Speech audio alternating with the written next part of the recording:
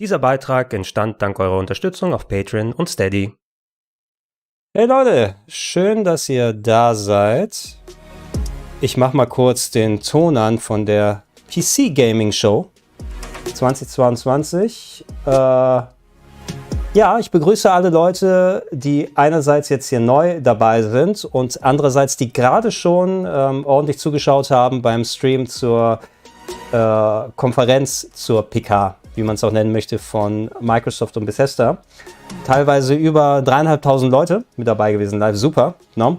Allerdings, damit das auch vernünftig getrennt ist, damit ich solche Sachen vernünftig einrichten kann, war hier für diese Show ein separater Stream. Jetzt geht es nämlich gleich mit so knapp, glaube ich, 2 Stunden PC-Gaming-Show los, die wir uns gemeinsam anschauen werden. Deshalb schön alle Leute, die es hierhin rüber geschafft haben aus dem alten Stream. Und mal sehen, wer noch hier dazu kommt. Und ich hoffe, dass wir hier auch ein paar coole Sachen zu sehen bekommen. Bei Microsoft und Bethesda war ganz nett.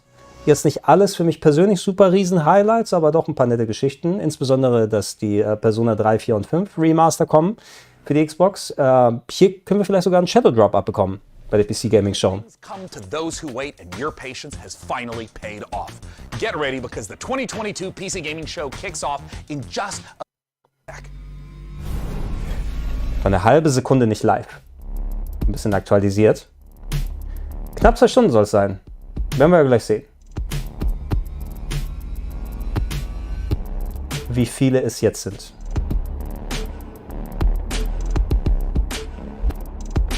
Aber jetzt zu Beginn hier gleich nochmal fast 800 Leute dazu. Nice to have you here. Jetzt gib mir geile PC-Games. Oh Gott, die machen jetzt wieder diese komische Talkshow-Nummer, oder?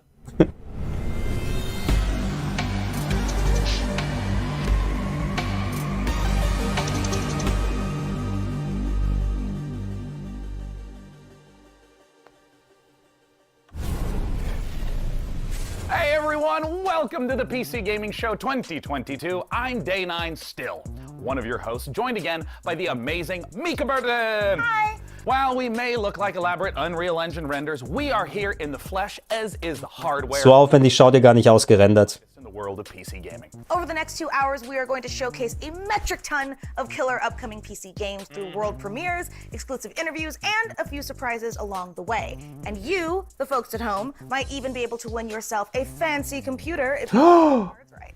And now you may remember the last time you saw me on this show, things ended quite literally explosively. Yeah. Nee, ich kann mich nicht mehr erinnern, was für komische Gags ihr gemacht habt. Electrocuted me. I think I died. Definitely died. Either way, I'm not really sure. It was standard robot apocalyptic stuff. Es ist irgendwie so, es sind wie die PC Gaming Shows, wie die Konferenzen von Dings da. Dead.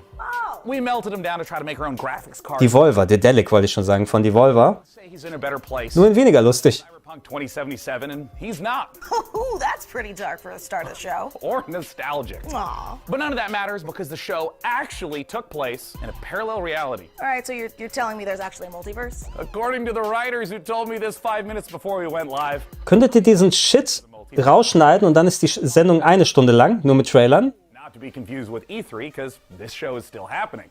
Oh, and we are so thrilled to be back as a part of this weekend full of celebrations of gaming by putting the spotlight on something near and dear to our hearts. PC gaming. And so, without any further ado, it's time for my favorite part. Ja, gib mir Spiele. Rated M. Was geht hier? Gleich mal Japano-Kram. Endlich. Der hat ein dickes Schwert. Endlich Stuff für mich.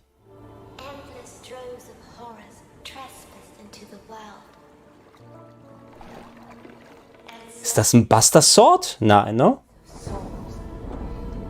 Souls-like?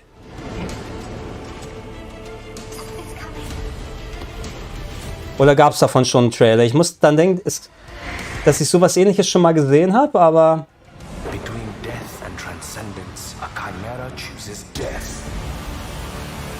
Nee, das haben wir schon mal gesehen, oder?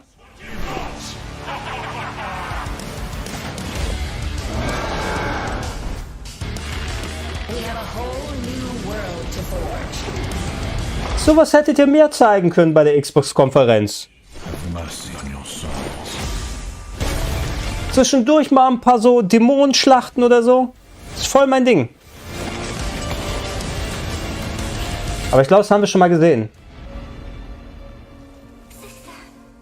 You're here with me. I always will be. As long as we are together. We're not going down.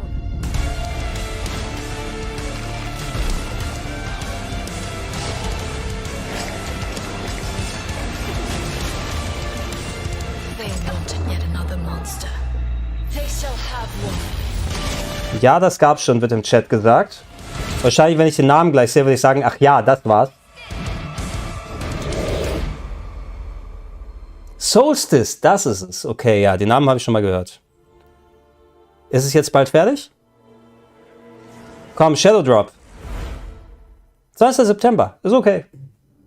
Kann man machen. Aber ja, den Trailer hatte ich schon mal gesehen. PS5 und Xbox. Ja, und PC, ne? Wenn es die PC Gaming Show ist. Oh, Early PC Demo Access. Merke ich mir, werde ich mich registrieren mal.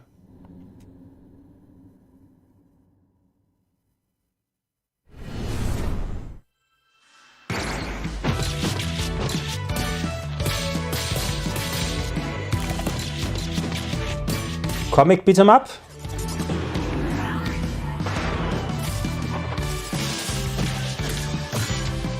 Also das hier hat was, aber irgendwie ist das nicht meins, muss ich sagen. Eigentlich mag ich so stilisierte Comic-Sachen und Beat'em-Ups, aber irgendwas... Rodwood.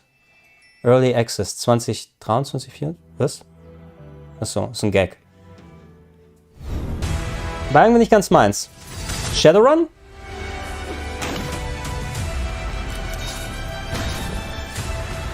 Tactical Breach Wizards.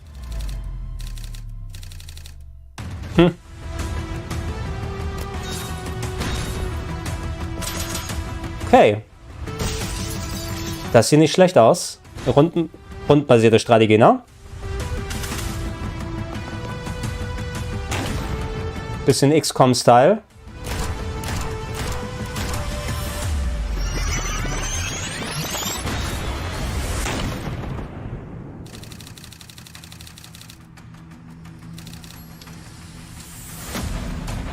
Sieht auch nett aus.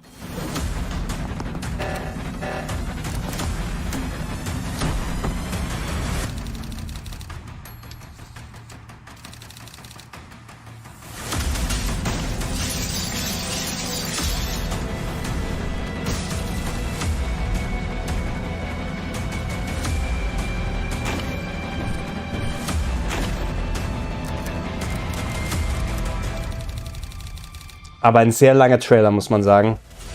Für das, was die hier zeigen wollen.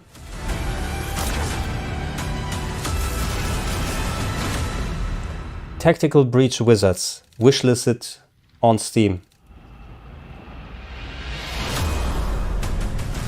Das könnte echt was für...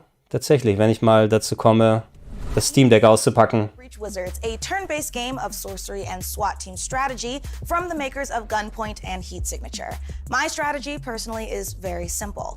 Breach, bang, clear, magic missile, dramatic flourish, abra, cadaver. Get it? Cadaver. Ja, habe ich kapiert. Was denkt ihr denn? Solution to the age-old problem of not having time. Ist es was für euch? Play video games. Just do both at the same time, obviously. Star Wars Industries has you covered with their sci-fi thriller inspired by Stanislaw Lem's novel, The Invincible. So here's your first look at the first ever gameplay footage. Oh, Stanislaw Lem. Guter Sci-Fi-Autor. World Premiere. You, what have you done? Where are you taking me? You came here yourself, so what are you expecting, huh? You've set up a field camp down there. Yes, ma'am. So I didn't expect you to have a second one here. Really? Sit here and don't you dare move. What are you doing here? You're not gonna like this part. The Invincible.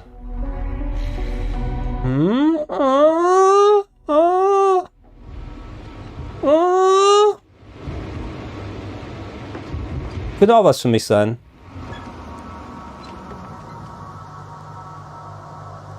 Also eher so Ego-Adventure basierend auf Stanislav Lem. Sci-Fi-Story. Lem war auch Solaris, oder? Oder kriege ich das durcheinander? The radiation level is growing rapidly. It's starting to get interesting. I'll pretend I didn't hear that, Doctor.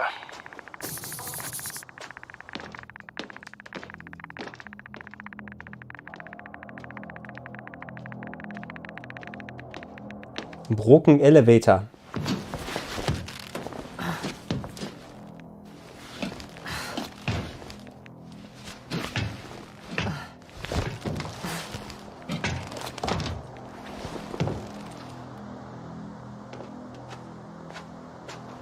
Was ist hier passiert? Wir müssen es herausfinden.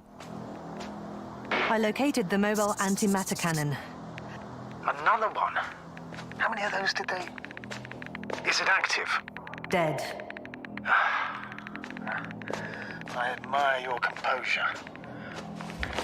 Wait, someone's here. Na? Ein neues Alien-Haustier.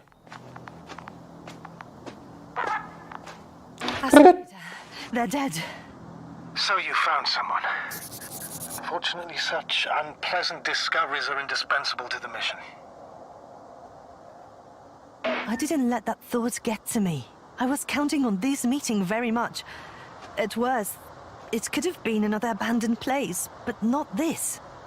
But what exactly? That's a good question. Oh, Mitch schreibt im Chat, Ex-Mitarbeiter von CDPR machen das Game. Fragt sich, ab wann Ex? The recorder. War das noch vor Cyberpunk? Das ist ja alles okay.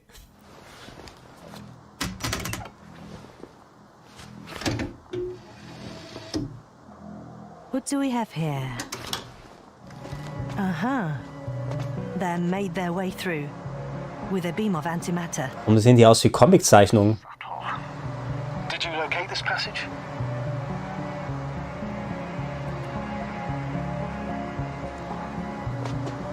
I'm looking at it now. They pierced a hole several meters in diameter and several dozen meters long. Also grundsätzlich sieht nach was aus für mich wirklich, muss ich sagen. Ne? Also Sci-Fi-Story ist immer ein bisschen Adventure-Style. Jasna, do you hear me? Yes. My head feels like it's bursting from pressure. Can you continue? Yes. I'm better now. Ich begrüße übrigens jetzt noch knapp 1500 Live-Zuschauer bei der PC Gaming Show. There are a lot of metal bushes that were near our camp. The lower parts of the bushes are, how to put it, fruitless. So they came to pick the fruits.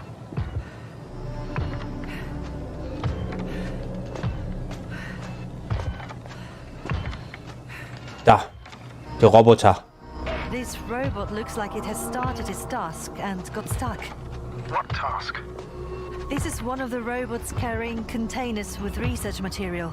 It took the container, but never left that place. Why do you think it's stuck? Well, it goes in circles using the same path.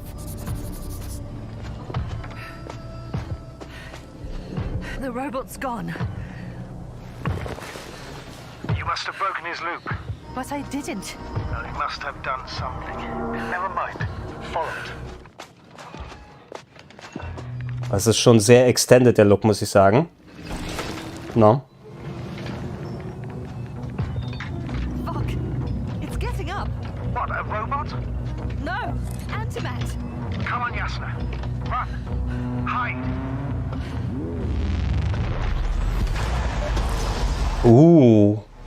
Jasna, are you alive? Deshalb dauert die PK hier 2 Stunden. What's it doing now? Weil die Trailer einfach alle mal 20 Minuten lang sind. Also es sieht cool aus, aber ich hätte jetzt nicht so einen langen Trailer davon gebraucht. Take care of our people, Novik. 2023 für alles außer Switch, oder? It's time to take a pit stop at the nearest dungeon to prove that chivalry isn't dead. And if you think I emphasize those words weirdly, you're right. And it'll all make sense momentarily when you see these next 4 games, especially when you hear from our friends at Tripwire Interactive. Roll that beautiful footage. You? Nah. You don't have what it takes. You'll be back here too scared to try again. Cause the dungeon will turn you into lunch meat. Unless you're way tougher than you look. We got the guns. The turrets. The upgrades. Ah? But what you really need is guts and skills. Grab your posse and say your prayers.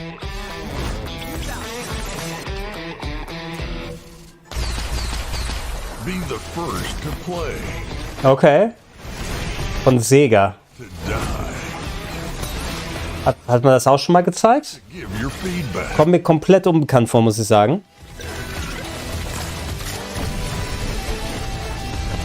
Do you have what it takes?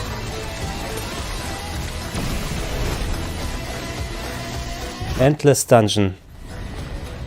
Sign up now for the Beta wahrscheinlich. Sega. Oh, ist das der Manager? Ja. Habe ich vorhin im Xbox-Stream gesagt, da freue ich mich drauf. Formel 1 Manager. Würde ich tatsächlich sehr gerne spielen. Ich glaube, es wird cool. Welcome to F1 Manager 2022, the ultimate F1 simulation, putting you in the position of team principal at one of the 10 current F1 teams, battling it out for a chance to be the next world champion. Choose your team and drive every decision that leads to you making your mark on the grid, and hopefully the podium. Winning championships depends on your ability to make the right calls on and off the track. During races, you'll mastermind strategy, plan tires Oh. Tire Strategy machen? when necessary. Issue driver callouts, such as instructing them to attack or defend, manage their tire wear and battery use, Oh. even to avoid battling a teammate. Boah, muss sie aber die volle Rennlänge dann auch machen? Fluctuating weather and track conditions. Between race weekends, you'll control every detail of your team from your state-of-the-art headquarters. Hire best-in-class staff to work across your aerodynamics and engineering teams and put them to the task to develop your car and prepare new parts for upcoming races. Ich kann ja schon mal sagen, Ferrari braucht neue Leute für die Motoren. Improve and maintain your facilities and scout talent from F2 and F3. Im Managerspiel hat Piastri endlich mal ein Cockpit. They say knowledge is power, and keeping a close eye on a plethora of realistic data will help give you the edge. From the finer details of how car parts affect overall performance, to a track's expected Sieht cool aus. level, to the condition of your wind tunnel. How you analyze the data and choose to spend your resources will make or break your progress. You'll find depth and detail in abundance, even down to real-world team radio messages between drivers and engineers, and race commentary from David Croft and Man sieht daran, dass es ein Videospiel ist, presentation weil noch beide Ferrari im Rennen sind. striking new car design with real trackside and onboard camera angles. Sleek management menus and intuitive controls will drive the immersive F1 fantasy home as you plan and execute the Aber ist schon realistisch. Mick Schumacher ist weit hinten. 2022. Das haben sie akkurat hinbekommen. The digital version now for early access from August 25th. Ja, da werde ich spielen. 100 Pro. I'll play it. Hey everyone, after 1 year of Chivalry 2, we've more than doubled the size of the game, and now we're excited to bring even more knights onto the battlefield. Chivalry 3. Today, right now, Chivalry 2 is out on Steam with crossplay between all platforms. This is our biggest update to the game yet, and it brings players to an all-new desert theater of war, and best of all, brings us horses into Chivalry 2 in mounted combat. We want to thank our community for making the game the success that it's been so far, and if you haven't played it yet, now is the best time. Bei Chivalry kann ich leider nicht viel sagen. Look at our new trailer. Ist nämlich The new update, and it's überhaupt nicht meins. Überhaupt nicht.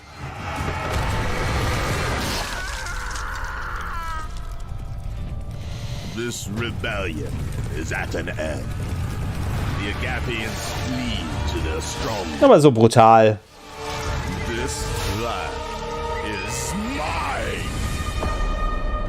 Now Denosia rises from the south. It's brutal. Kill them all! Töte sie alle. Back into the desert. Schnibbel sie kaputt.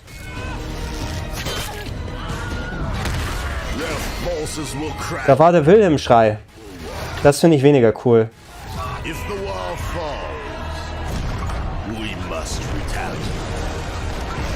Ich finde so, wer den Wilhelm-Schrei noch verbaut in solche Spiele, der Gag ist seit Jahrzehnten vorbei.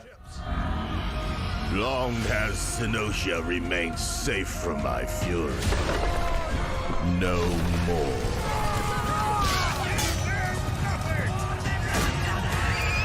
They dare to strike out at us. Aber es hat ja nicht umsonst sehr, sehr viele Fans und Spieler. Chivalry. Das ist Chivalry 2. Their knowledge will burn. My reign will never end. Die Tenosianische Invasion. Hi everyone, I'm Phil from Sweet Bandits, live from Quebec City. Really glad to be here today for the PC gaming show. We'll be showing the first trailer for our game, Deceive Inc. It's a multiplayer competitive spy game where you get to use social stealth, high-tech gadgets, and powerful spy abilities to try and get the upper hand. We've had the chance of working with Tripwire Presents on the project, so this is only the beginning. Please follow us on social media at Play Deceiving to learn more. We'll be releasing the game in early 2023 on PC, Xbox Series S and X, and PS5. Thank you so much, and let's enjoy the trailer. Good afternoon, agents. Your mission is simple. Infiltrate the frozen coral underwater hotel and retrieve the blueprint of a powerful weapon. As you know, Deceive Inc.'s company policy is to deploy multiple agents to ensure the mission's success. But only one will get the paycheck. Do whatever it takes. Hat man das nicht schon bei der Summer Game Festpreso gesehen, oder denke ich dann ein anderes 70s Stealth Game? Nee, das war ein anderes Game bei der Summer Game Show, ne? And they thought it was secure. In the end, I am victorious. They're really not gonna make it easy. So ein bisschen so infiltrieren. Is that it? So Hitman-Style? Fast schon? Outskilled and outgunned. Aber dann wird's Multiplayer-Action. Target acquired. Moving to rendezvous point. All done. Also Hitman gemischt mit Deathloop. Really? Aber von wegen dem Style meine ich, nicht unbedingt dem Loop. Ding. Deceive.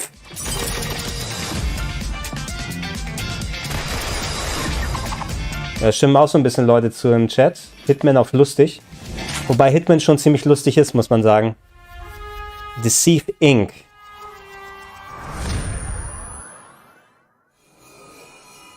Da sehe ich, da bewegt sich doch die Topfpflanze.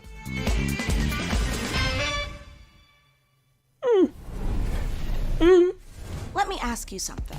Do you ever have a reoccurring dream that you really wish would come true? Absolut nicht. Mine personally involves a flight of unicorns and a Valkyrie army on Pegasuses, but you know, yours may be different. But, you know, somehow I doubt it. Ich bin mir ziemlich sicher, dass es nicht dein Traum ist, sondern dass dir das jemand geschrieben hat. To bring a very different dream to life.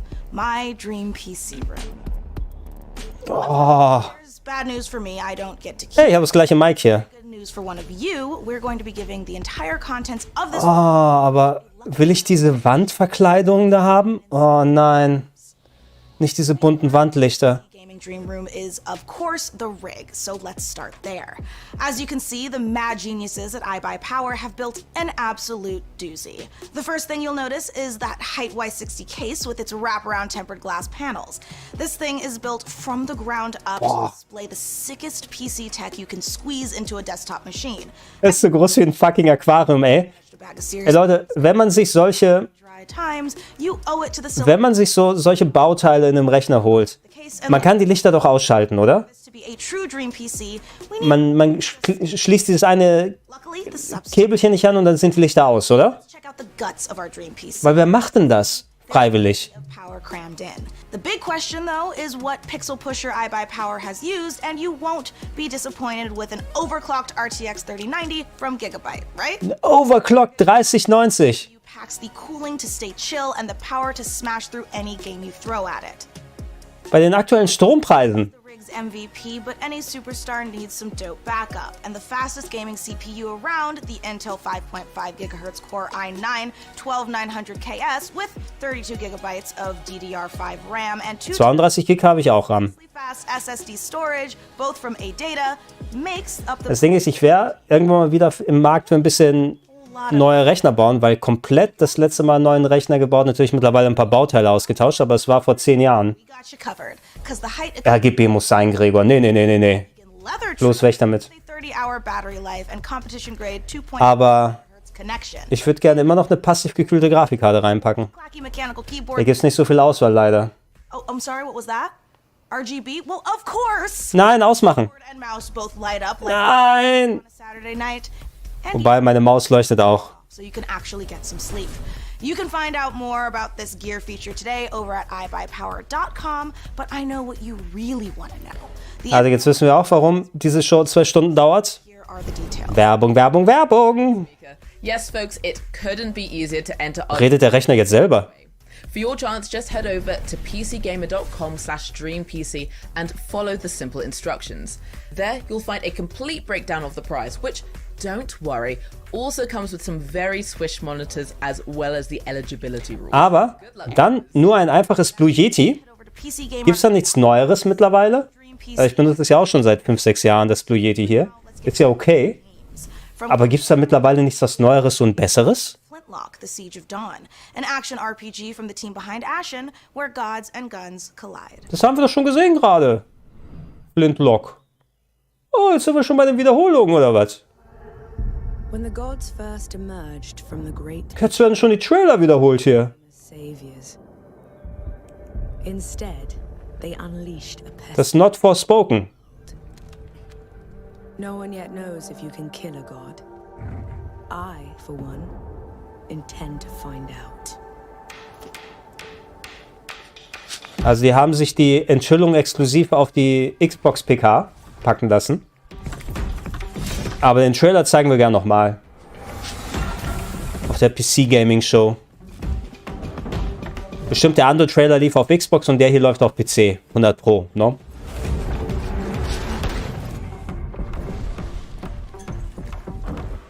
Knapp 1750 Leute, jetzt gerade live hier. Interesse ähnlich zu der Xbox PK. Natürlich nicht ganz so viele um die Zeit auch jetzt wieder hier. Aber ich glaube, es sind noch mehr als genug PC-Fans hier.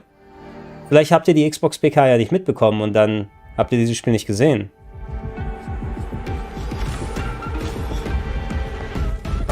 Im Chat wird geschrieben, verstehen wir noch nicht, was das nun ist. Ja, RPG, MMO, Action Adventure, Singleplayer, Multiplayer. Naja, es sieht nach, ich würde jetzt sagen, Singleplayer Action Adventure aus. Multiplayer-Elemente sehe ich jetzt nicht groß da drin. Ist der Trailer tatsächlich anders? Kommt mir vielleicht ein bisschen umfangreicher vor, aber es kann auch nur meine Vermutung sein. Kaum was auf der Switch, will ich sagen, ne? Von den Sachen bisher.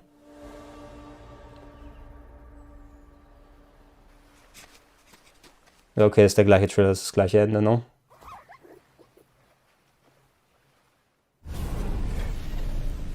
Hey, PC Gaming Show. Hey! I'm Derek Bradley, the CEO of A44 Games. Peter Flintlock ist mein Name. The Siege of Dawn. Flintlock is set in a world ruled by old gods, and so as humanity, you now have the power of black powder and bombs and flintlock rifles to finally overthrow the gods and take the world back. Mensch, die Götter haben nicht damit gerechnet, dass man Schießpulver erfunden hat. Of the coalition forces. Nor herself has a personal vendetta against the gods and will stop at nothing to get her revenge. But you won't be going it alone. Where Nor brings firepower, her fox-like companion Enki brings magic to the battlefield. You will have to master a combination of axe combat and gunplay, while your companion Enki uses his magical powers to disrupt enemies. We can't wait to show you more of Flintlock before it's released next year. Sieht nicht schlecht aus. Habe ich auch schon bei der PC-PK, bei der Xbox-PK gesagt. Have a great show. Coming up next, a mysterious new sci-fi game from 11-bit Studios, the creators of This War of Mine. Sci-Fi hatten wir schon lange nicht mehr. Exclusive interview. Die Alters. what's next for Outriders from Square Enix and People Can Fly. Plus, if you look back on high school and think, you know, those 4 years would have been better if I was demons, you're definitely going to want to study up on our exclusive independent game inspired by the Persona series. Wow. Your health potions now because there is so much more PC gaming show coming your way. Before we go, the folks at Compass Data Centers have a little quiz for you. How much higher is 5G's data capacity compared to current 4G networks? Ist mir doch egal. This QR code and answer the question for a chance to win $500 worth of stuff. Aber wir hätten schon ahnen können, dass es alles voller Werbung sein wird. Dieses Persona-inspirierte Comicfiguren laufen vor Dämonen wegspiel. Zeig mal das. Ready to game the system? Nein. You slay. You achieve. You win. So should your bank account. Because your power shouldn't stop when the game does. Mana is the best gaming rewards debit card where you can earn perks and points by paying and playing and get rewarded with the things you actually want, like that skin you can't wait to show off or your next gear upgrade. So why pay any other way? Pay with mana. Pay with power. Mana. Game the system. So I know what you're thinking, and the answer is yes. It's time to talk about The Alters, the brand new game from 11-bit Studios. Daran habe ich nicht gedacht, aber das schien ja gar nicht mal so uninteressant zu sein. In Frostpunk and battle encroaching corruption in Children of Morta, The Alters sends us to the deepest, darkest reaches of space in a survival story that is guaranteed to give you an existential crisis in a good way. This is a really big moment for this year's show. I can't wait. Let's take a look. Alter.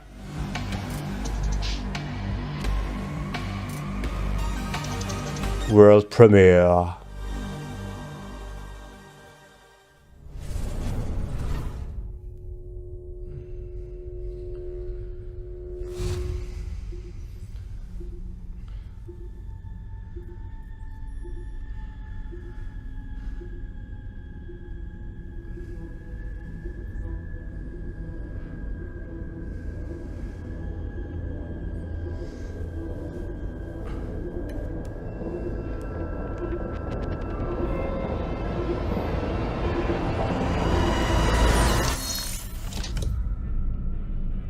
Ja, also wer von Sci-Fi-Horror immer noch nicht genug hatte.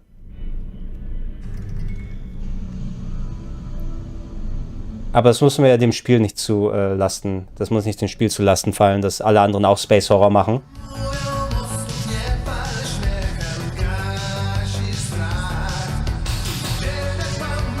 Ist das polnisch?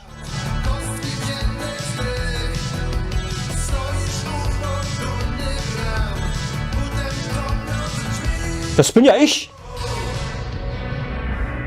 Du bist ja tot. Alter. Du bist ja alles ich. Wir sind ja alle du.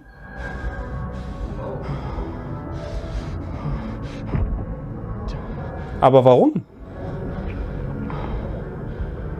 Spart man sich die Charaktermodelle, ne?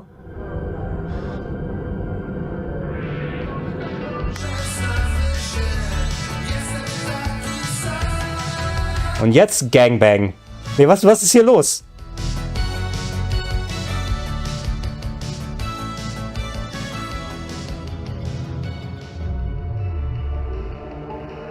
Ja, im Chat wird schon gesagt, Moon, das Game, könnte vielleicht so ein bisschen inspiriert sein. Oh, was ist das? Oh, interessant. Alters.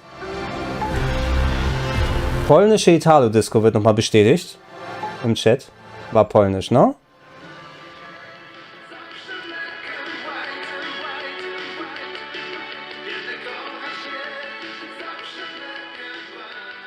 Okay, interessant. Nichts vom Gameplay gesehen, aber interessant. What we just saw all the way from Poland is Tomasz Kasilewicz of 11-bit Studios. Tomasz! PC gaming show, and thanks so much for joining us. Mein Freund. Hello. Okay, there is a lot to unpack there. We got clones, we got this huge wheel. Tell us, what did we just see? Well, first of all, these guys were not exactly the clones.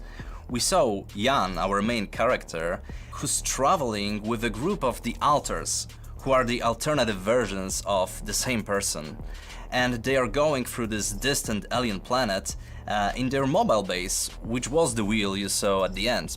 So what's the player's goal as they're progressing through the story? So you are a space builder stranded on this distant planet, and your goal is to survive and find a way back home. But the thing is, in order to do so, you need to create those altars, as each one of them have different set of skills and character traits. So these are things necessary for your survival and finding a way back home. So from the trailer, tonally this could be a horror, a thriller, a mystery. Diese spontanen Gespräche.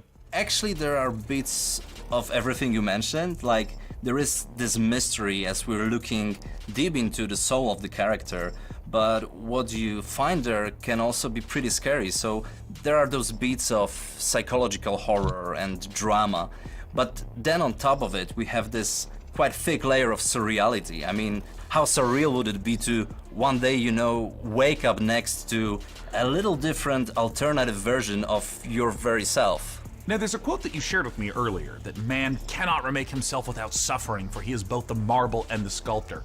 How does this quote relate to the story? Wie hast du einen Untertitel schon da? It relates directly to the main theme of our game. We as people, we are shaping ourselves every single day with every single decision that we are making. This process, the whole process of becoming who we are, it can be quite painful at times. But in our game, Jan, the main character, he has this unique possibility of not only shaping himself, but also reshaping himself and numerous times with every single altar that he is creating. Do you see this as more of... Ich verstehe das immer noch nicht so ganz. Also er schafft selber seine Alternativen, die dann eigene Charaktere sind oder eigene Talente haben. We are taking a relatable topic and we are using the sci-fi theme, we are using the sci-fi setting to look at it through the magnifying lenses. But then when we're choosing the tools, this is a very contemporary game and we're taking advantage of what video games are as a medium. Zeig mal in-game, wird im Chat gesagt. Naja, viel mehr als das werden wir jetzt erstmal nicht sehen. Design and non-linearity in order to put the players in the middle of the experience and in the end allow them to create their own stories inside the game. I wanted to ask a little bit about the relationship of your previous titles to the altars, whether there's any narrative or themes or even just influence that those games had on this one. Well, the altars is purely 100% our game, 11-bit Studios game, and it's created in line with our meaningful entertainment philosophy. So it's a game we hope that it will make you think even after you stop playing it. This War of Mine was this first huge milestone. It paved the way for all the future titles. And with Frostpunk, it was taken to another level. Von den Sachen von denen habe ich bisher wirklich nur das War of Mine ein bisschen gespielt. War eigentlich ganz cool. Frostpunk bin ich bisher leider noch nicht dazu gekommen. Aber die machen ja ganz gute Sachen, ne? Even further and expand on how we approach meaningful topics. Dennis fragt im Chat, was macht dich denn von all den Space Horror Games, die demnächst erscheinen, am meisten an? Gregor ist doch dein Lieblingsgenre, oder? Also ich habe schon Bock drauf, aber es ist ja so viel mittlerweile, dass ich kaum den Überblick noch habe. Ich habe schon Bock auf Callisto-Protokoll, auch wenn es ein bisschen unoriginell ausschaut, aber ich vertraue da auf die Macher. Honestly, I need to look into getting myself cloned so I can make time to play all of these awesome games we've seen so far. But I'm also legitimately worried about having to eventually fight my clone in single hand-to-hand combat when they steal my life, making me wonder if I was the clone all along. Is it really worth it for video games? Yeah, no, it's totally worth it for video games. Anyway, that's a problem for future Mika. Present Mika is much more interested in what you Ich sehe viel Positives für Frostpunk im Chat. Seid ihr begeistert von, ne? PC Gaming Show on. Muss ich mal nachholen, ey. Now, let's get back to the real reason all here. Cloning. I mean video games. Zeigt mir den nächsten Trailer. So, kommt jetzt dieses Persona-Ding? Nein. Ein Multiplayer-Shooter. Wer hätte es gedacht? Ach, Dings da, Outriders, ne? Ja, haben wir ja schon was von gesehen. Kann ich nicht besonders viel sagen. Aber sie supporten es ja noch. Und es ist ja positiver angekommen, als ich persönlich dachte. Ihr müsst so sehen, nach über einem Jahr kommt immer noch Content zu Outriders. Aber was ist mit Babylon's Fall?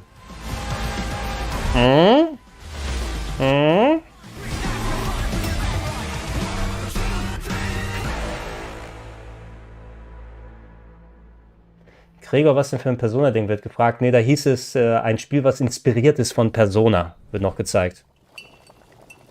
Nicht das hier. Potion Craft? Da habe ich doch schon was von gesehen, oder? Ich brauche eigentlich doch nicht den... Das PC-Gaming-Logo hier. Brennt noch ein.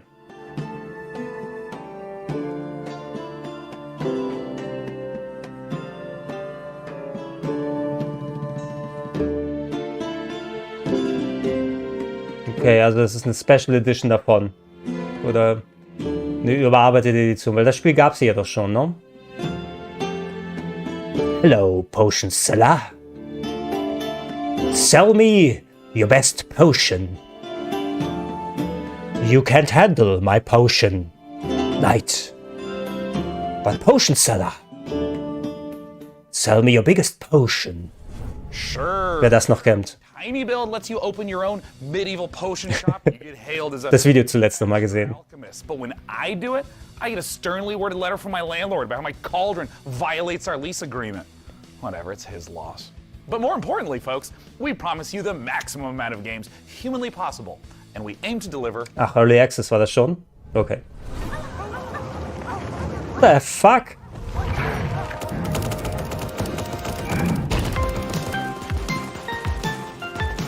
Ein gigantischer Maulwurf. Über 7 Millionen Spieler? What?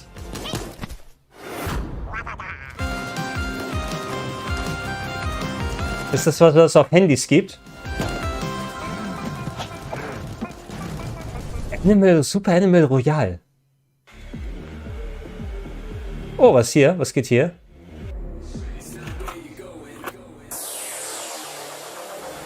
So ein bisschen Outrun-Style. Nee, spring rein. Also kein Auto fahren. Ist das Spiel Grafik? Oh! Oh! Oh! Nee, war nicht Spiele-Grafik. Bisschen rundenbasierte Strategie. Oh nein, Karten. Ah. So kannst du die Stimmung auch killen. Also gut, ja, es muss ja nicht schlecht sein wegen der Karten, aber Karten ist nicht meins. Schade, ich dachte gerade erst, das wird der Stil von dem Intro hier sein. Könnte ja auch das Spiel sein können. Nitro Kit. Demo kann man schon mal spielen. So gut.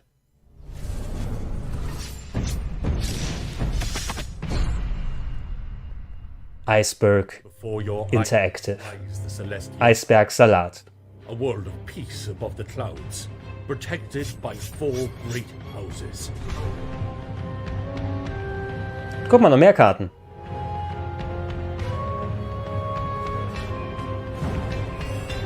Ja. Ja. Wem es gefällt?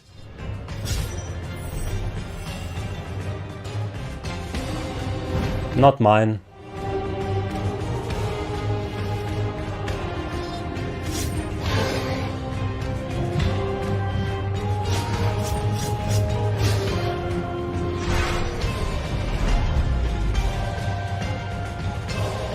Anscheinend habe ich jetzt den Streaming-Erfolg erreicht, aber jetzt kriege ich tatsächlich Spam-Bots hier. Das ist doch mal was. Löschen. Our beautiful home. To protect it, we must reach out to explore the unknown. Our team of experts is presently probing the deep sea in a struggle against Idle Terror. regulation. Lasst uns noch mal Multiplayer machen. Defense innovations allow you to shrink any Ah. size. We surge forward. Tripwire sind die Killing Floor Leute, oder? Refuse to let these victories go to our heads. Ja, also nach... Okay, ja, Killing Floor, sag ich doch. Killing Floor 2 Title Terror. Ich wollte sagen, es sieht aus wie Killing Floor. And now it's time to give you an exclusive briefing on what's next for one of PC gaming's titans of modding, simulation, and scale, Arma 4. Last month, developer Bohemia Interactive releasing Arma Reforger on Steam in early Da access. bin ich ja armer dran. will be a foundation for Arma 4. And with it playable on Steam now, we have a ton of questions about the future of Arma. I mean, after all, this is the series that helped birth the survival genre through DayZ. Oh, and also this other little niche genre you may have heard of called Battle Royale. Peer into the future for this project. We've got none other than Bohemia Interactive. Thank you so much for joining us. So as of right now, direkt aus dem Keller. For about a month, what is it that you've been learning or seeing from players? At first, we've learned that players like Reforger a lot and they appreciate. Schreibt ihr mir doch mal im Chat. We also realized they like. Also Arma kann mich nicht auch beteiligen, aber ja, manche hier, Hamurator schreibt im Chat schon mal. Wir haben ja bei Rocket Beans TV die Arma-Nacht. Es gibt ja eine Klientel dafür. No? Ich bin da leider Arma dran. Flooding internet with videos, playthroughs and praise of our. Gregor, was denkst du, wird Persona 5 jemals für den PC kommen? Haben wir doch schon gesehen bei der Xbox-Show. War das nicht Xbox und PC? Persona 3, 4 und 5? Well, it's a very tricky subject because even internally it's an ongoing kind of fight. So I'm myself very much on the very purist side of things. So no HUD, no save games, no superficial helpers, and this fight can get very intense even in-house. So I'm the real Arma purist and I'm on this for 25 years now, so I will keep fighting. Sein T-Shirt, das schimpft. This is part of the fun. Da steht Shit. Always never-ending battle. I think 2 years ago ich darf das hier sagen im Stream. Habe ich mir erlaubt. Shit, shit, shit, shit. Aber ich weiß nicht, ob sein Shirt da schreiben darf. Do it our own way rather than replicating what's maybe normal in other games, because our goal is not to make. Aber es ist die PC-Gaming-Show. Da kann man denen ja nicht irgendwie so einen Strick daraus drehen, dass sie hier Arma zeigen.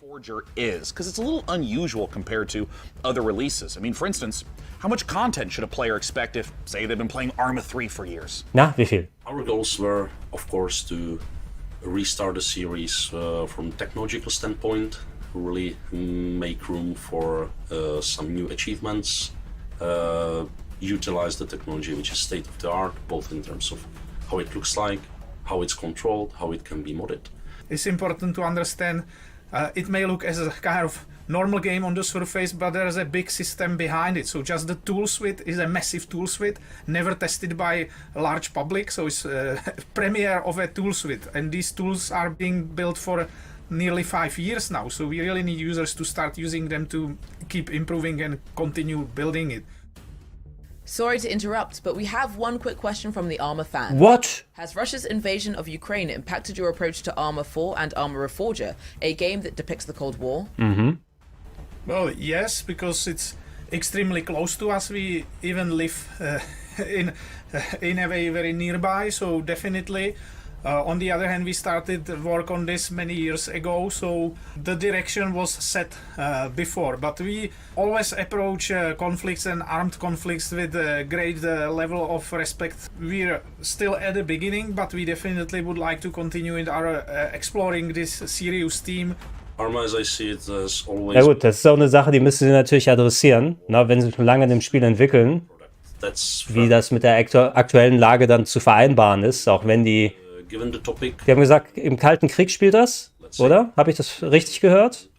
Ist natürlich ein anderer Konflikt als aktuell. Nichtsdestotrotz fühlt sich das natürlich schon recht nah am Leben an. Da bin ich persönlich eigentlich kein so großer Fan von. Wenn du, also, ja, die machen ja schon ein bisschen was anderes, aber was ich zum Beispiel nicht brauche, ist es jetzt, wie ist das eine Ding? 6 Days in Fallujah oder so? No? Wo aktuelle oder in der nahen Vergangenheit stattgefundene Konflikte als Videospielhintergrund benutzt werden, das finde ich mega ungeil. Hier ist ja immerhin nicht exakt das Gleiche. Aber sie müssen es so oder so mal adressieren. Ist ja klar. Now with this technology it's possible to create entirely different things, like entirely different games. It has so many variables, but the beauty now is that much more of it is user accessible. Ist das zum Golf 2? So Hab ich gesehen. War das zum Golf? in our workbench tools. So unlike previously where it was more hard-coded in the C++ engine, so now they can check the data of every single element. Oh, das ist ein Opel. Much deeper than in previous games. So this. Jeder Popel fährt ein Opel. Now, I wanted to ask a little bit about performance, because anyone who's played Arma knows that it can get really challenging to get a good frame rate in those massive multiplayer matches. So, I'm curious, what expectations Das ist schon ein Golf 4. performance leading into Arma 4? Der Kumpel vom Uhu-Kleber sagt Golf 4. Foundations laid down in. Ja, okay, Golf 2 ist ein bisschen kantiger oder so, ne? Basically, so this time much more computations and intensive. Habe ich damals die Fahrschule in dem Golf 2 gemacht oder war das schon Golf 3? Golf 4 war es noch nicht, das ist schon zu lange her. We know that there are problems, there are difficulties, but we are solving them one by one. Aber ich weiß, in der Fahrschule hatte der Fahrlehrer einen neuen Golf. Community feedback and 1997. definitely feedback, so we are moving things forward. And yeah, it's about optimization. It's not that much about FPS, but also for like network traffic, for instance. When you have this massive multiplayer game, it's a huge challenge. Server performance. Tja, of course. ich vertraue mal auf euch, alle sagen Golf 4. We are moving forward. Thank you so much again, Bohemia Interactive, for giving us the inside scoop on both Arma Reforger and Arma 4. Now, you don't go anywhere, because here is what's around the corner. Noch mehr Werbung. Just around the corner in the PC gaming show, prepare to experience terror ranging from the subaqueous to the subconscious with the latest from Shiro Games. Oh. But because fronted developments no expense on the new Jurassic World Evolution 2 expansion, and get your crowbars ready for Half-Life Alyx Levitation, a special project from some very talented modders. Ja, das war eine Fan-Mod, ne? Das Alyx-Ding. Quick geography question. Which parts of the world use the most Zeig mal mehr Japanski-Kram, Leute. Hat doch so gut angefangen vorhin. data centers, and it could win you a $500 Dan Slow fragt im Chat, was sagst du eigentlich zum AEW-Game? Also bisher sah es nicht besonders gut aus, muss man sagen. Ist ja noch eine vergleichsweise frühe Version. Die haben die richtigen Leute an der Entwicklung, also Hughes mit Support von den No Mercy WCW Revenge-Leuten. Deshalb habe ich da schon ein bisschen Grundvertrauen drin, aber die Trailer sahen scheiße aus. Hätten sie sich sparen können bisher. Dafür ist es zu früh. And I can't wait to show you everything that we've got prepared for you today. So it's been a crazy couple of months for everyone here at Shiro Games, with Dune Spice Wars marking the most successful release in the history of the company, and it's entirely thanks to all of you. But today, let's look at Dune Spice Wars multiplayer mode. Up to 4 players can go head to head and free. Das hat Kollege Valentin hat ein bisschen was drüber erzählt, ne? Ist anscheinend nicht klassisch Echtzeitstrategie, auch wenn es direkt danach ausschaut, oder habe ich das noch richtig im Kopf? Irgendwas meinte Valentin dazu. Zu Spice Wars. After 5 years and nearly 3 million units sold, Northgard's story finally continues. In a new chapter set shortly after the events of the first campaign, Ragnarok has decimated the lands of Northgard. Dicke Balken aber. Have been broken. Violence and betrayal now plague the continent. Das habe ich nicht gespielt, muss ich sagen. To depart what they once called home, our heroes arrive on unknown shores and find themselves confronted by unfamiliar faces in a dangerous new realm. This Northgard expansion arrives this winter. Anscheinend sehr erfolgreich, aber bei mir. And for all of our Oh, Gira-Boss. Ich glaube, ja doch, das war Berti, der es gespielt hat, ne? world tactical RPG. Nicht Valentin. Ich hab's nur im Kopf, weil das And camp with your friends. so abgespeichert, weil das so ein typisches Valentin-Spiel ist, aber ja, das müsste Berti gespielt haben. Ich glaube, da hast du recht. Krieg ich das schon durcheinander mit den Kollegen hier und deren Vorlieben. But be careful in your approach, as one wrong move may lead to your group's demise. The co-op update will allow you to play between 2 to 4 players, and it will be available this summer. Ich wollte gerade sagen, dieser Splitscreen sah für mich aus wie bei Bandelhard 2, wo man gleichzeitig mit der eigenen Einheit und der gegnerischen Einheit gezogen hat. A new publishing label created by indies for indies, and we are very proud to announce 2 new titles coming from the Shiro Unlimited family. Na, was gibt es? Coupé-Team. It seemed like our last chance to start again, to escape Earth's devastation. Terraforming-Spiel? Limited resources to lay the foundations of a new Nee, unter Wasser. Oh. waves of this strange. Ich wollte gerade sagen, Habe ich nicht Terraforming schon vor einiger Zeit gespielt? War das nicht so dieses Alpha Genesis 1? Oder kriege ich das durcheinander? It was not the dream world we had hoped for. Unterwasseraufbaustrategie. When faced against the darkness of the abyss, we found ourselves helpless. Lost. Isolated. Abyssals. Colonize, expand, survive. Endlich wieder Sci-Fi, sagt Mr. Roboto, ja. Aber man war was anderes. Also Sci-Fi, aber anders. Oh, RPG-Maker. Twin Peaks RPG-Maker.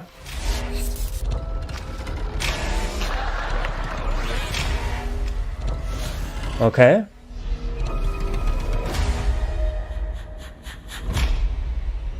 Oh. Oh, okay.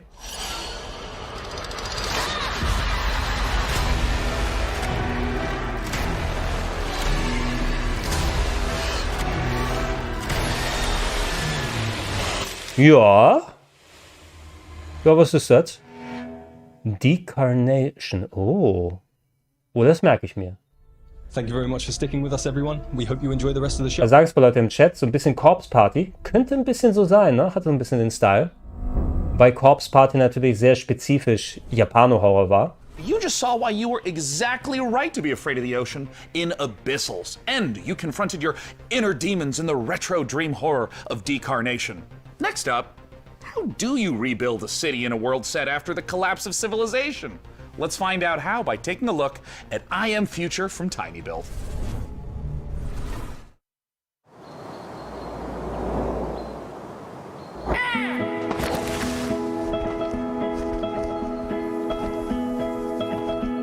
Aufbaugame? Haben wir das nicht schon gesehen?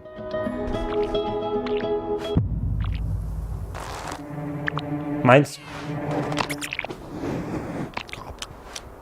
Meins. Meins. Meins, meins, meins, meins, meins, meins, meins. Warning. Hibernation aborted. Your total hibernation time was 6 years, 6 months, 5 days. Welcome to Eden, your new home. Oh, scheiße, alles Arsch. I have no idea where the hell I am. But damn, this place is gorgeous. Der nimmt das sehr gut auf, dass die Welt untergegangen ist.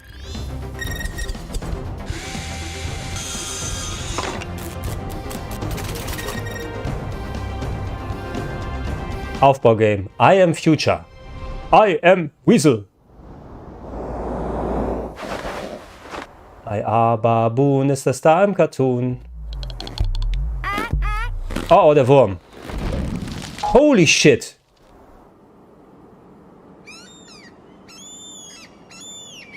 Aber was machst du da? Aufbau, ne? Oder Adventure? Our forefathers conquered Calderia and bestowed it upon us. Sag mal, wenn ich das jetzt hier so sehe, auf Steam ist gerade so ein Fire Emblem-like rausgekommen. Also ein Spiel, was so ein bisschen an Fire Emblem erinnert, aber von einem westlichen Entwickler. Wie heißt es denn? Das sah gar nicht mal so unnett aus. Wisst ihr, welches ich meine? Beginning with ourselves, of course. Prominence can be secured through strength as well as delicacy.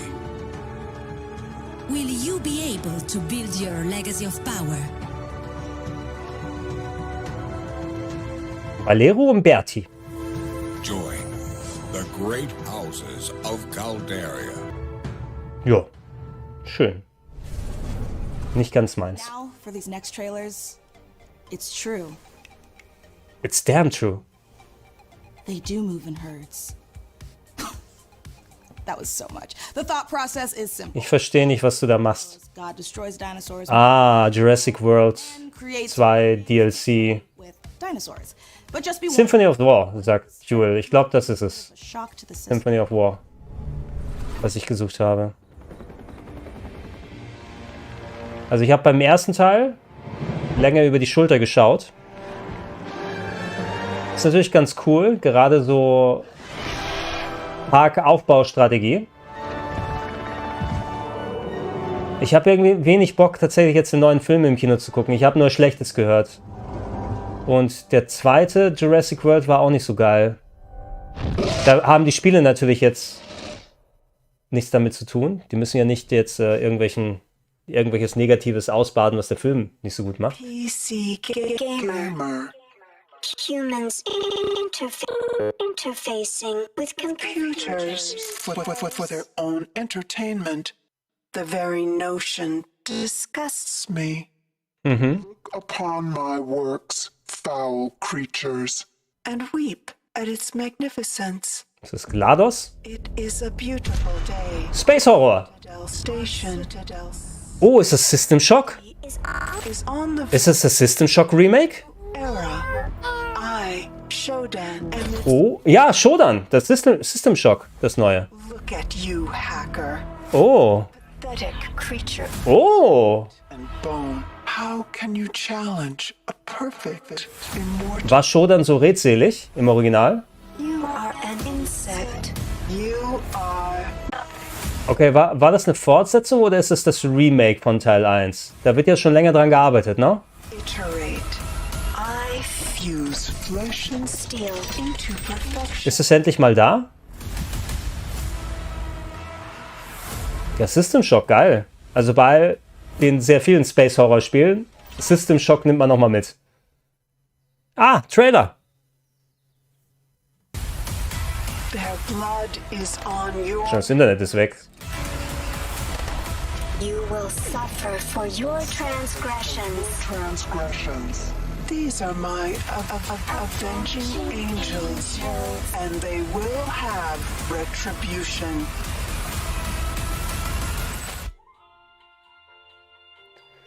Der Stream müsste kurz gehakt haben, aber ihr solltet mich wieder sehen. What an incredible and frankly horrifying trailer. Developed by Night Dive Studio, System Shock is the return of a beloved, acclaimed sci-fi star. Tatsächlich neu. To take us even further inside the world of System Shock, I am thrilled to welcome the one and only Warren Spector. Thanks so much for joining us, Warren. Hey, Warren Spector. In terms of trying to translate the experience of a game from 1990, Ihr seht mich jetzt wieder, ne? decades later to now, what does Die haben Warren Spector dabei. The first thing is the graphics, obviously. We did the best we could, but it was pretty primitive back then. And the other one is the user interface. If you look at when the game opened, the original, a help screen that came up, and it filled the entire screen with text. It's just a thing. I don't know how the guys at Night Dive did it. It's amazing. But frankly, as I think back on it, the game actually holds up pretty well. I'm excited to see it come back. Just wondering if you think many modern gamers are aware of the impact that System Shock has had in terms of gameplay systems. Das Ding ist, ich hatte damals natürlich keinen PC, als System Shock rausgekommen ist. Deshalb habe ich es nie richtig gespielt. Which is a little unfortunate. Es gibt eine Demo. Oh, sagt Fox im Chat. To experience it, and I think they'll see not just that they're having fun playing this game, but also see that other games followed in its footsteps. Nowadays, we walk around with computers in our pockets. We're worried about the evil of algorithms. How do you think about a character like Shodan in 2022? Shodan seems far too close to reality to me right now. And let's just hope that she doesn't show up as nasty a form as she did back in 1994. Well, Warren, I wanted to thank you so much for joining us. And I want to let you know I cannot wait to return back to that world I played and enjoyed so much as a kid. Cheers. Yeah, I can't wait to return to that world. Warst du wirklich ein Kind, als System Shock rausgekommen ist, Moderator? Warst du ein Kind? Thank you so much again, Warren Spector. Der ist wahrscheinlich jünger als ich, oder? System Shock. I personally can't wait for the game to come out, though. It might completely ruin my sleep schedule, but before I spiral further, here are some more games to cram into your eyeballs. Since the first pioneers changed the harshest aspects of our world, every generation has upheld the solemn promise of our Noch ein Space Horror Game. Nein, Space Strategie, ne? Titan would forever be without misery or bloodshed. We seek nothing from the solar system but a lasting amity of reason and justice. To see a war under any pretext, would bring ruin to the great works of mankind. Any victory achieved through that deepest expression of human unreason would be as devastating as defeat. We have but a singular purpose, to establish peace and security for all mankind. The war between Mars and Titan devastated our solar system. Lead the survivors to Demarat, where you will continue Falling Frontier. in orbit of an Sci-Fi RTS. Komisch zu lesen, der Titel. Das haben wir schon gesehen, ne? Das haben wir bei der Summer Game Schieß mich tot gesehen. Was war denn das nochmal? Ah, nee, ich denke an ein anderes Spiel gerade. Aber das haben wir schon gesehen. Was war denn das?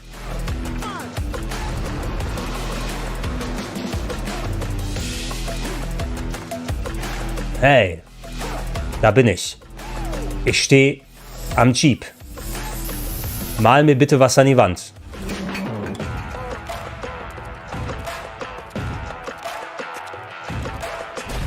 Battle Royale, ja, ne? Noch ein Battle Royale.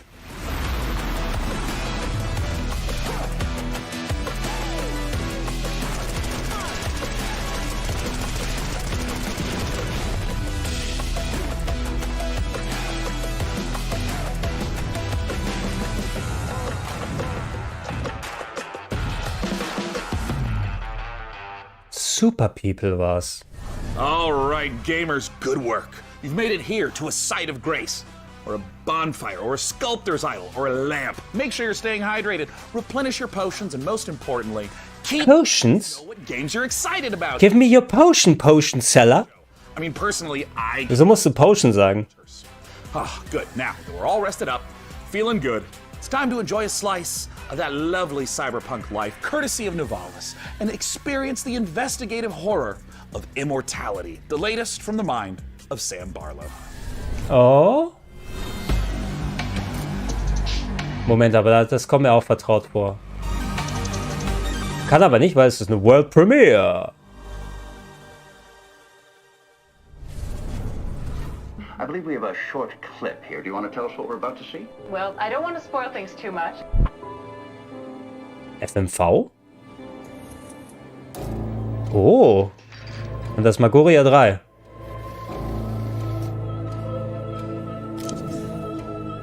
Jesus.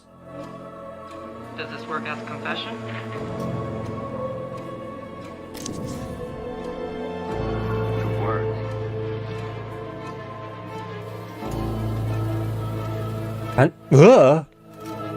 Blut am Schwanz. Ja, also wenn ich in diesem Spiel eine Taube nehmen kann und die mir in den Mantel reinstecke, bin ich dabei.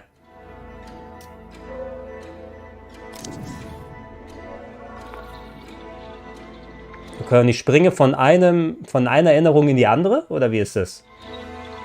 Ich bin geil.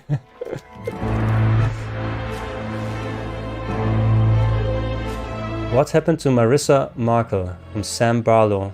Also den Namen habe ich schon mal gehört.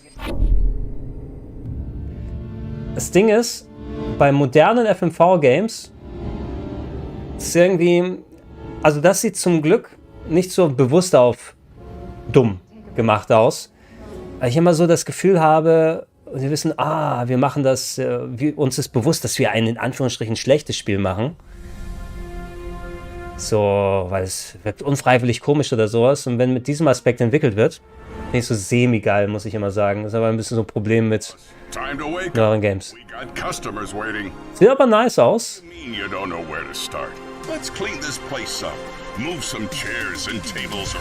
Ist eine Management-Simulation.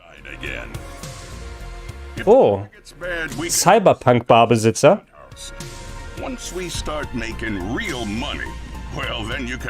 Und Drogenhändler.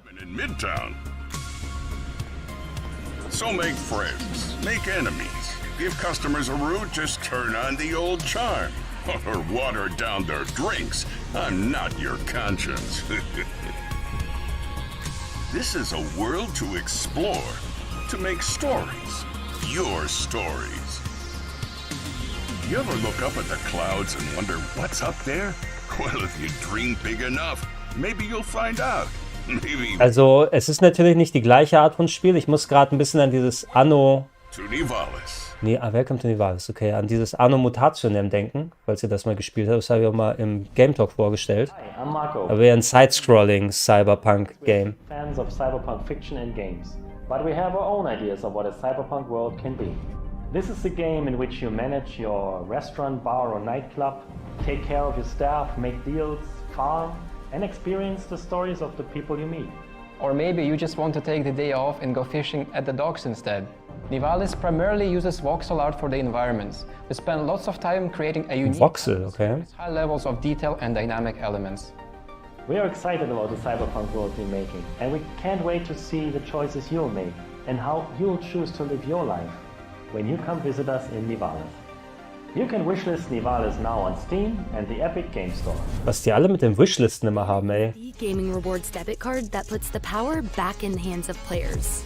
So with every quest you complete and every purchase you make, you're earning for the rewards you actually want. We make it easy for you to set up and start. Just sync your favorite games to your manager. Ich sag euch mal, ignoriert mal die Werbescheiße hier. So why pay any other way? Pay with mana. Pay Nee. Mana. Möchte ich nicht. Game the system. Get ready to overclock your eyeballs, because this next trailer is coming in hotter than my computer with 3 Chrome tabs open. Wer benutzt den Chrome? World Premiere. Das freut mich für dich, Mario, im Chat, aber ich glaube, eine kleine Auszeit kann dich entspannen. Oh, was geht jetzt hier? Oh. Ja, das meinte ich. Da hatten sie gesagt, hier, inspiriert von Persona. Okay, was ist das hier? Isometrische Kämpfe. Oh, was geht hier? Ist das ein Autorunner? Ah, Strategiekämpfe, okay. Okay. Sieht ziemlich nice aus.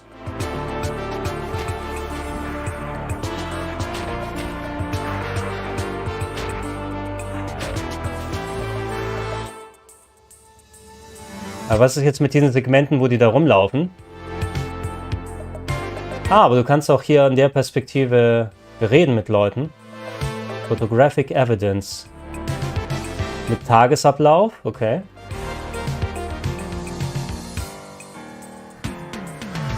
Aha.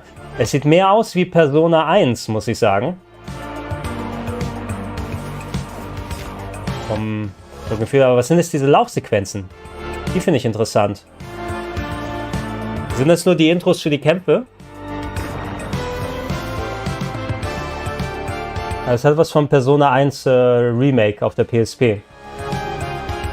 Natürlich sind wir ganz eindeutig westliche Entwickler. Demon School. Westliche Entwickler, die auf Anime machen. Aber muss ja nichts Schlechtes heißen. Oh, kommt sogar auf Switch. Ausnahmsweise mal.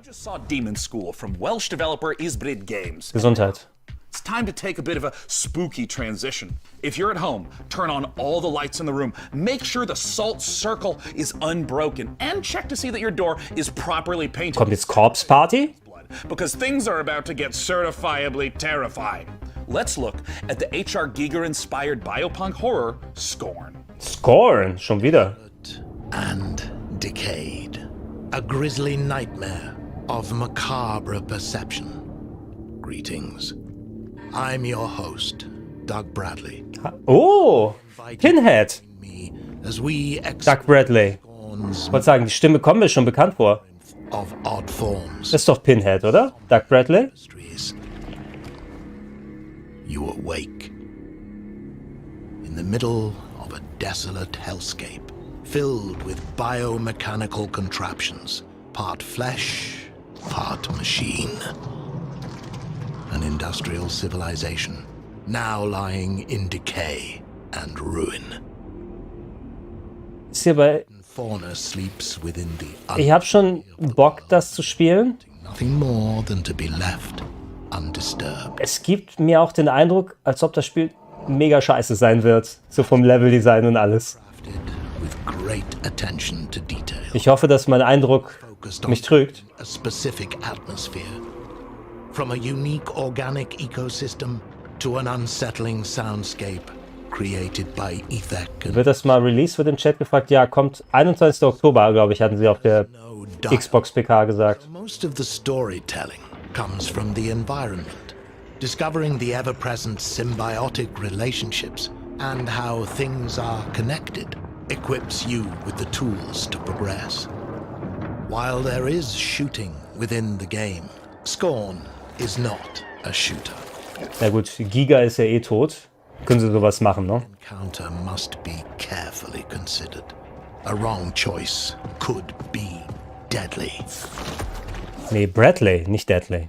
I hope you've enjoyed this glimpse into the twisted world. Haben sie den jetzt nur für das Trailer-Einsprechen geholt? Der wird doch keine Rolle im Spiel haben, oder? Software can't wait for you to uncover the secrets of this unique world as you experience Scorn firsthand this October.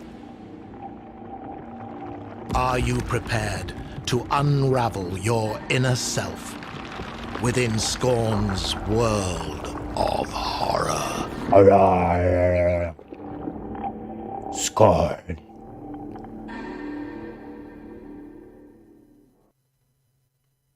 Wie ist deine Lieblingsband? Scorn. Ich meine Korn. Playing Dune Spice Wars, harvesting melange, and trying to figure out how to pronounce Quetzalcoatl. It doesn't matter. I'm equally ready Quetzalcoatl? to do a Jackson Pollock painting in Warhammer 40k Space Marine 2. In this brutal third-person shooter, you once again step into the oversized power armor of Titus, an elite Primaris Space Marine. Okay, das hatten wir schon gesehen. Never-ending war. To take us further. Ich glaube, es sind die einzigen Sachen, die ich von Warhammer spielen würde. Third-Person-Shooter. The creative director on Warhammer 40k. Oh, Tim Willits macht das. First of all, thank you so Okay. much for joining us. Yes, thank you. Thanks for having us. Good to be here. Now, Tim, I want to start with you. You previously worked at id Software on Doom. How would you say the Space Marine compares to Doom Guy? That is a good question. I bet many people did not know that the original Doom Guy was actually a Space Marine, inspired by an older Space Marine. Wer hätte das gedacht? Die haben sich Sachen abgeschaut bei id Software. Really exciting for me to work on Space Marine 2, you know, because it's a great franchise, and I know that it's inspired so many other video games throughout the last. Wie lange geht das noch, wird im Chat gefragt? Also 45 Minuten sollten das mindestens noch sein. 2 Stunden, haben die ja gesagt.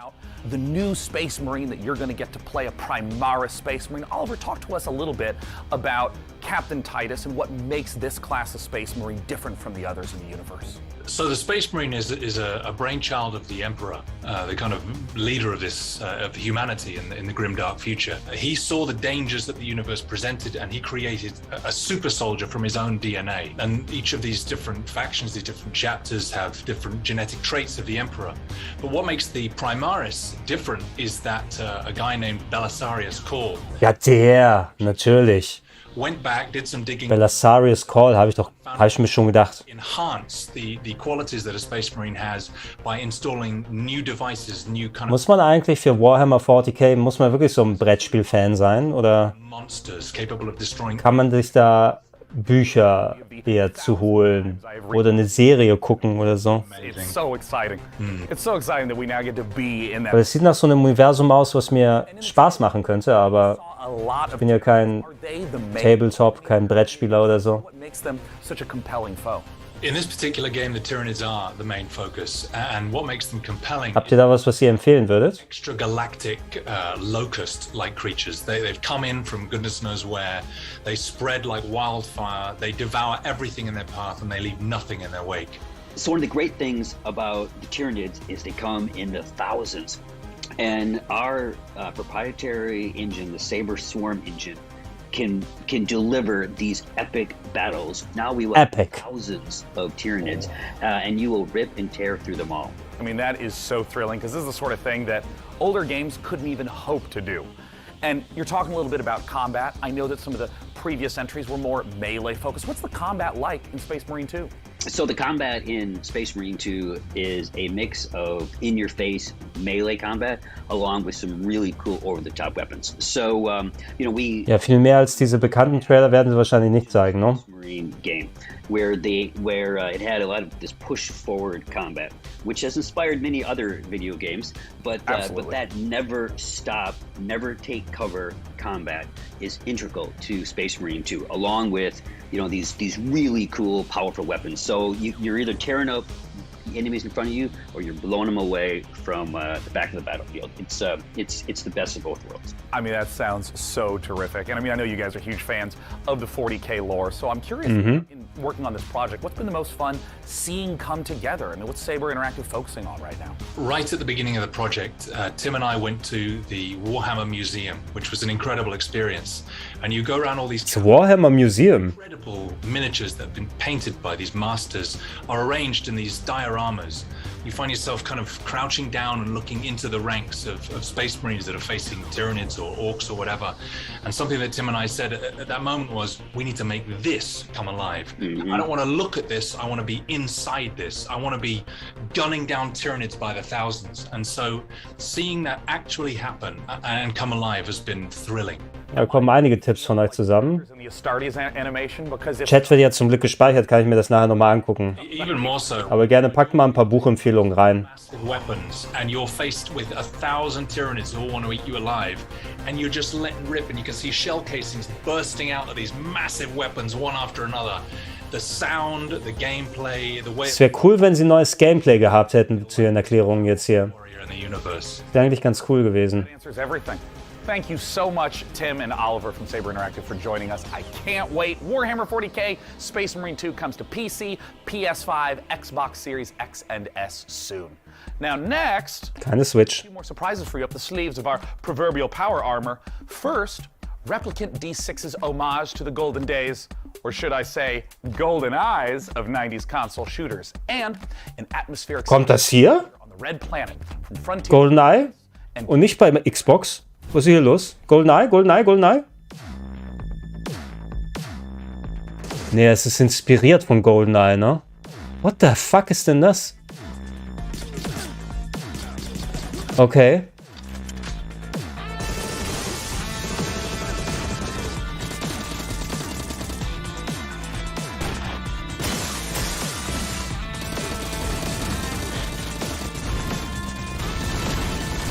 Das sind keine GoldenEye-Level jetzt. Das ist einfach nur ein Spiel im Stil, so, ne?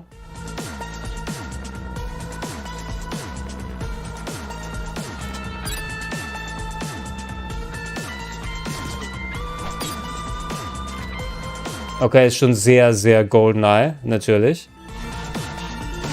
Mach deine eigenen Campaigns.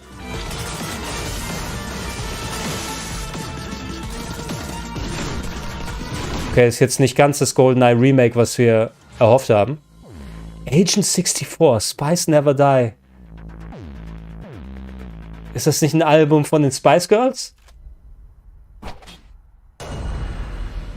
Demo available on Steam. Ja, Shadow Drop. The fuck? Es sieht schon ganz cool aus, aber... Hä? Ryan, this is Kathy. Can you hear me? Please come in.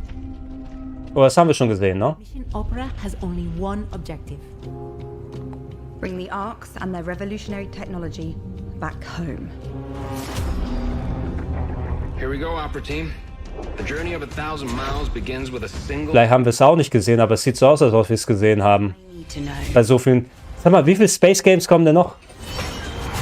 You'll make the right decisions. We can do this.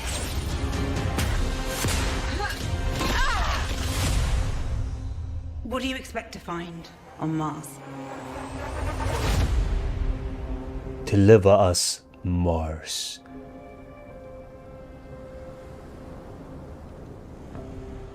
Mars. Wenn Resident Evil 3 im Weltraum spielen würde, ne? My name's Elise Chappell, and I play Mars. in the out-of-this-world sci-fi epic Deliver Us Mars. Join Kathy and the crew of the Zephyr on an unmissable adventure as they journey to the Red Planet to recover technology vital to the survival of Earth and humankind. Deliver Us Mars is set to land on September 27th and is available Nicht allzu weit weg. on PlayStation, Xbox, Steam and the Epic. Sag mal, was war denn der Grund, warum wir jetzt auf einmal so viele Space Games bekommen? Was ist denn vor 3-4 Jahren passiert? Gab es da einen Sci-Fi-Film, den alle geguckt haben? Gab es da ein Sci-Fi-Game, was alle machen wollten? Where their mouth is, and then it's paradox time. Not as in us creating an actual time paradox. We're going to show you the latest from Victoria 3. Das ist doch Victoria 3. It's really scare your entire butt off with the creeping horror of Gloomwood.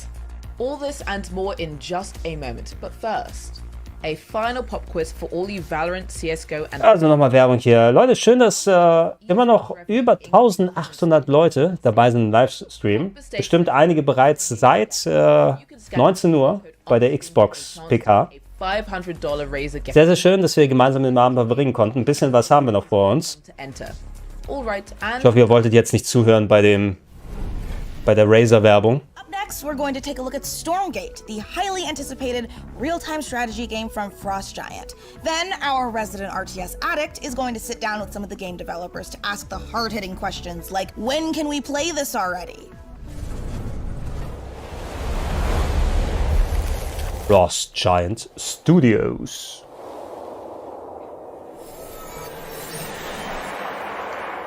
StarCraft 2 und Warcraft 3. Okay, das ist sehr spezifisch. Ach, ja, das hatten wir gesehen. Stormgate. Team assembled with a shared vision to build a brand new real-time strategy game. Together, das war bei der Summer Game Fest Prese, ne? All time, and now we have a chance to do it again by creating the next evolution of that legacy. Today, we are so excited to share a first glimpse of Stormgate, an exclusive sneak peek into the universe and game that we've been creating for you. Na gut, Warcraft 3 und StarCraft 2 hätte schlechteren Pedigree haben können. Our story begins hundreds of years in Earth's future, following the near extinction of humanity. This great calamity was caused by the Infernal Host, a playable alien race of demonic invaders that are hell-bent on claiming this planet as their own. With our story, we are creating an ever-expanding game universe, told through an ongoing series of campaign missions that you can play solo or cooperatively. Oh. Will come out regularly, along with new units, maps, modes, and plenty of other surprises. Solo und kooperativ. World-class competitive experience with grassroots and professional tournaments accessible from directly within the game. There will be different leagues suitable for all. Warum habt ihr da Leuchtstäbe? 3-player co-op versus AI mode. You'll level up your heroes, collect rewards, and customize your forces to open up new styles of gameplay and long-term variety. Stormgate will be free to play, but not pay to win, and there will be no NFTs. Beta testing starts. Dass sie das nochmal sagen müssen, keine NFTs. Reserve your place in line at playstormgate.com. Keine NFTs bei mir. You might happen to know that I'm a huge fan of real-time strategy games. StarCraft is my favorite game. I've played it for 25 years. I still play it, and that's why I am so thrilled today to be talking to Frost Giant Studios. They're a group of amazing developers who have worked on literally my favorite games of all time. And we're here to talk about their brand new, free-to-play, real-time strategy game set in a post-apocalyptic Earth. It's Stormgate. And here to talk about it is the CEO and production director at Frost Giant, Tim Morton. Thanks for joining us, Tim. Thank you so much for having me. Er hat ein Steam Deck da. About the world, I want to know about the game. Tell us, what is Stormgate? All right, this is our first game as a new studio. And it is classic real-time strategy, but designed... Ich sag dir mal was, Kollege. More social. We build the game in a... Das wird nicht mehr mit der Pläte. But provide different kinds... Den einen Streifen rüberkämmen bringt nichts mehr. Ich spreche da aus Erfahrung, mein Freund. Cooperative campaign mode. Also Nimm den Rasierer but if you're somebody und konzentrier dich aufs Spiel, anstatt aufs Rüberkämmen. One versus one, high skill, competitive. And those are very different ways to play in some ways, but they're also all unified by the Ja, das Kame schreibt im Chat, Stargate wäre Gregor lieber, das stimmt. Get a sense for how to... Wenn sie ein Stargate-Spiel gemacht hätten. Curious a little bit about that core gameplay, because obviously in all these modes you're going to be collecting money, building bases, building units, and so on. And I know that for you, the game feeling really good and really smooth to play is super important. Now, obviously, I I come from a time where if the pathfinding is bad, we call that high skill opportunity. But I mean, how do you think? Also sie haben gesagt Free-to-Play, aber nicht Pay-to-Win. Feel the game to feel good in 2022? Kann sich so ein Free-to-Play-Game rein über kosmetische DLCs finanzieren oder wie würdest du das machen? Hundreds, even thousands of units synchronized over the network and responsive in a way. Oder verkaufen die Season Passes? Nee, dann wäre es nicht mehr Free-to-Play, ne? Good about playing the game. That's not easy. It does require custom technology. There's no engine that you buy off the shelf that does that for you. So we definitely started knowing that and having the benefit of our chief architect, James Anhalt, who did that work previously on StarCraft. Stargate Game ist in der Mache, wird im Chat geschrieben. Ich habe ein bisschen die Befürchtung, also ich weiß jetzt nicht, welches Stargate Game gerade in der Mache ist. Es gab ja einige, die leider gecancelt wurden. Aber ich befürchte fast schon, wenn du ein Stargate-Spiel jetzt machst, wird es leider ein Battle Royale Multiplayer-Shooter werden, wo man durch die Stargates durchgeht und die Teile der Map sind, weil dann kommen wir auf einen anderen Planeten oder schießt durch das konnte man durch das Stargate schießen und sind da Projektile rausgekommen in der anderen Richtung? Weiß ich nicht mehr, aber vielleicht würden sie es so benutzen für so einen Multiplayer-Shooter. Bietet sich leider an. Das ist mal ein bisschen traurig. So we've talked a little bit about for new players, making the game feel a little more approachable, a little bit more streamlined, but obviously, StarCraft, real-time strategy, has this astonishingly long history as a competitive sport. And I'm curious, how is your team going to approach that? So a lot of the emphasis around our thinking has been focused on what are things that we can add, especially around the gameplay experience. And one of those things is more seamless integration with esports. I mean, being able to sign up, participate in tournaments. Raketen kamen durch, sagt Cloud Dreamwing. Da gab es bestimmt eine Folge, wo sowas passiert ist. Top Grandmaster, ready. Golfbälle kamen da durch, oder? O'Neill hat doch mal Golf gespielt mit dem Stargate. Best at your company or the best at your school. So we want to facilitate esports all the way from grassroots level up to the pro level directly in the client. So, of course, in the history of RTS games, a really important component of them has always been. Na gut, da wird im Chat gesagt, das Stargate-Spiel ist ein Strategiespiel wie Kommandos. Könnte nett sein, klingt nicht nach dem Spiel für mich, muss ich leider sagen. A number of members of the Meint ihr, das Stormgate jetzt hier hat das Aussicht auf Erfolg? Also ich meine, ja klar, wir haben jetzt lang kein richtiges StarCraft mehr gesehen und StarCraft 2 ist so ein bisschen mein externer Eindruck. Ich habe das Gefühl, in den letzten Jahren ist der Hype so ein bisschen abgeflacht. Also es ist nicht mehr das Strategiespiel an der Vorderfront, wie es noch vor Jahrzehnten war. Gefühlt. Also wäre vielleicht mal wieder Zeit für ein großes RTS abseits von LOL oder Dota, wobei das sind ja eher MOBAs. Wobei, das kannst du ja auch Strategie dazu sagen. I don't know, no? To be able to register for the beta. We have a lot of active discussion topics on our Wenn Stormgate heißt, wenn die Stormgate sagen, muss ich an Heroes of the Storm denken. Thank you so much for joining us again today. Das war das Blizzard MOBA, oder? Was war Heroes of the Storm nochmal? From Frost Giant Studios. I'm personally super pumped to play it, and be sure to das Blizzard MOBA, no? Stormgate.com. Now, Tim, I'm going to do a transition to the next game. Are you ready? This is going to be good. Watch this. It's going to be so sick. Next, we're going to show you Lesara, Summit Kingdom from Quite OK Games. Now, as someone who has spent a medical... Gib mal jemand dem Kollegen jetzt einen Rasierer. Das geht so nicht mit den Haaren. This looks incredibly up my alley. And it looks a lot safer than my last attempt to create society in the mountains. 2 words to yodeling accident. Let's check it out. Eine Bergziege. Aha.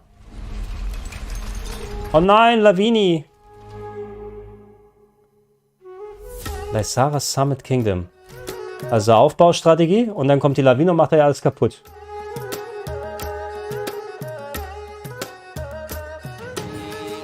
Das Blizzard MOBA, ne? Heroes of the Storm. Das sieht nicht schlecht aus, muss ich jetzt hier sagen. Aber musst du mal aufpassen, dass keine Lawine kommt. Interessant, dass du so einen Berg als Location hast, ne, wo du immer drumherum drehen kannst zum Bauen. Das hat schon was Cooles. Das hat schon was ganz Cooles, muss ich sagen. Auch wenn mich die Lawinen wahrscheinlich nerven würden. Lesara Summit Kingdom. Ja, ist eine coole Idee für ein Aufbaustrategie-Ding.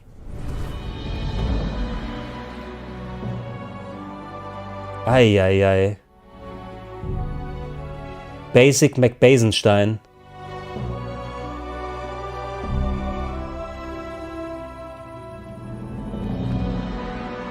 Wow, das sieht ja nach gar nichts aus. Was ist denn das? Laufe rum, bau dir ein Haus. Du sitzt am Holztisch. Pinkel ins Feuer. Venetica 2. Nein, was ist das? Das sieht überhaupt nicht gut aus. Eieiei. Okay, der Part könnte lustig sein. Da muss ich an die Oberweltflugfähigkeit aus Dragon Quest 8 denken. Aber das ist Frotzenflamme. Na. Flame, an open-world survival RPG from Dreamside Interactive. Embark on a fantasy adventure. Open World Survival RPG. A cursed land full of environmental hazards and massive monsters doesn't sound like the kind of place you'd want to build a cozy home with your friends, but instead you'll be raising fortresses and trying to tame the world, eventually growing tough enough to tackle the citadel that looms over everything and break. Citadel? Or you'll end up in the belly of a monster. Jetzt möchte ich wieder Dragon Quest 8 spielen, verdammt. Demo for Frozen Flame was released just before the show, so you can jump in or grab some co-op buddies and see how long you can survive for right now. Nee. And keep an eye out for the early access launch later this year. Ohne mich, Leute, leider. World Premiere.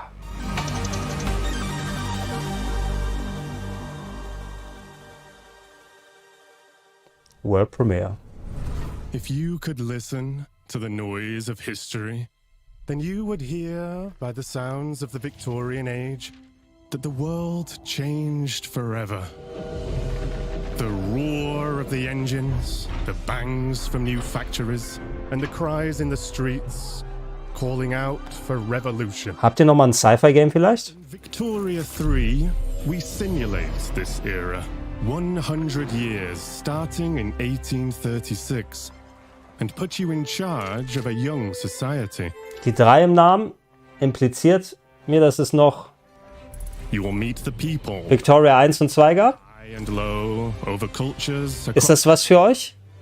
They are the beating heart of your nation and form powerful groups with needs and desires. Listen to their calls and let it influence reform, or turn a deaf ear to protect what is proven and stable. Your politics will decide where. Die tragen alle ein Fes. But your economy, how far you'll come. Taxes, production, trade, and construction. Play these cards right, and you can harness the Industrial Revolution to turn your cities into titans. This is the engine you will need on the global stage. Use pacts, threats, and bluffs to secure your place in the sun.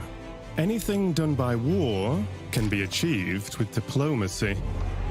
But you Auch ein lange Trailer für das, was sie hier zeigen wollen.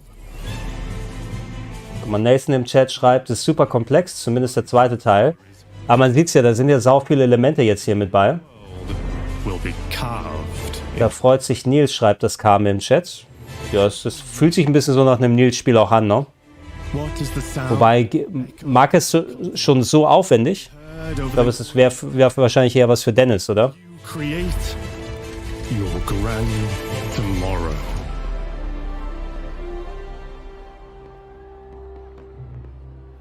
A Grand Tomorrow 2022. That was the gameplay debut of Victoria 3 from Das war Gameplay? Ah, okay.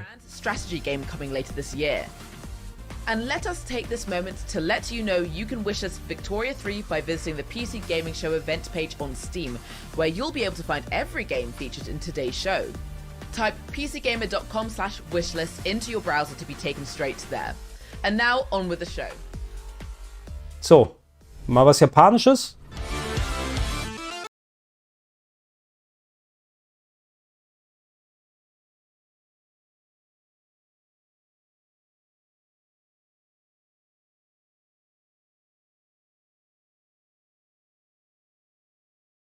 Labyrinth. Jetzt mal. Oh. Oh. Oh. Ultra Kill Act 2. Da gibt es doch jetzt einen neuen Begriff für die Spiele. Die nennt man jetzt Boomer-Shooter, oder? Habe ich gehört. Faith, the Unholy Trinity. Oh, was ist das? Was ist das? Fallen Aces. Ich möchte das Ding davor sehen. Oh, das sieht aber auch cool aus. Alles voller Boomer-Shooter.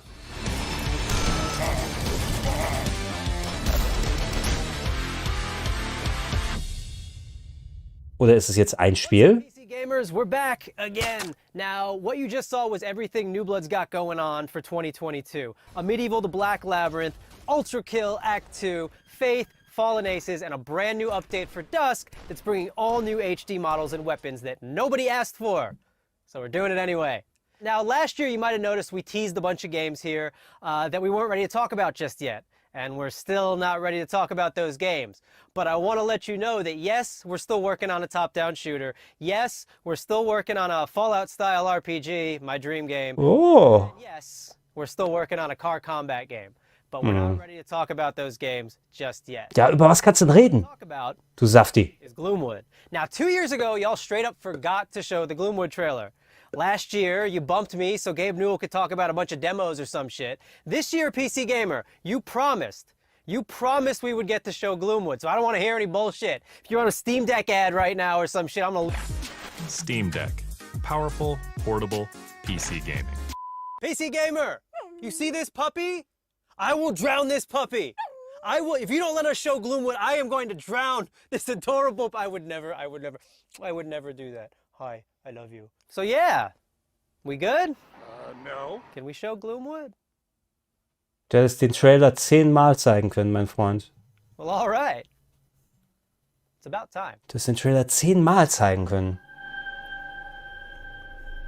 Also die Spiele, die wir vorhin gesehen haben, will er nicht drüber reden. Stattdessen den Gloomwood-Trailer von Schimanski.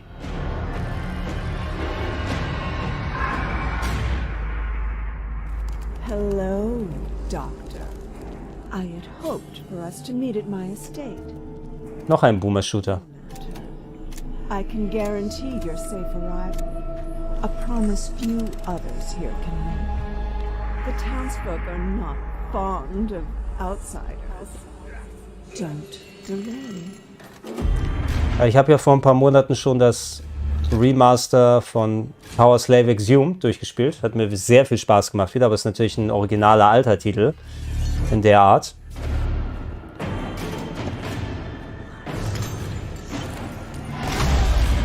Sieht das so ein bisschen aus wie Amnesia, aber als Shooter?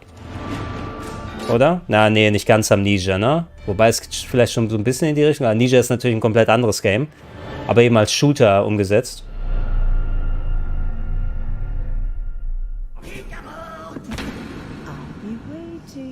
Early Access am 16. August. Aretsche. There's only one thing I like more than playing New Blood's games, and that's probably the URLs they make for them. It wouldn't be a PC gaming show without the silliest, most ridiculous website names in human history. Which is why I'm delighted to share that next, we have a group of such games that run the gamut from medieval mayhem to an adorable animal fight club. And our first rule, we absolutely plan to talk about it. World Premiere. Mehr wie Penumbra wird im Chat gesagt, okay? Kann man auch nehmen. Statt Amnesia.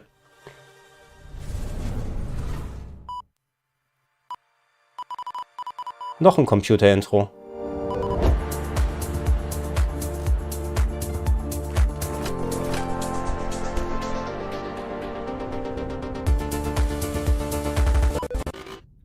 Corrupted what? Why is it always doing this just game? Okay, I'm gonna take that. Wir wollen alle Portal sein. Turning it off and on again. Yes, I have. Oder Stanley Parable. 10.1.1 will provide a clean sorting of all your files and ensure that situations like this won't ever happen. Oh, no. Nobody's updating me. That's the thing. Nope. Haha, thank you, but we'll pass. Okay, so I do have a backup of the trailer. While I go rummage into the bin for it, please welcome my personal assistant. That will do a great job at pitching the game for you.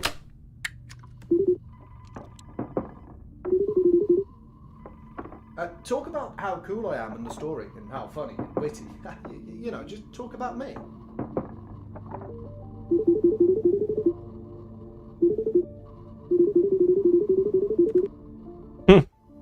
Ja, das ist schon irgendwie lustig.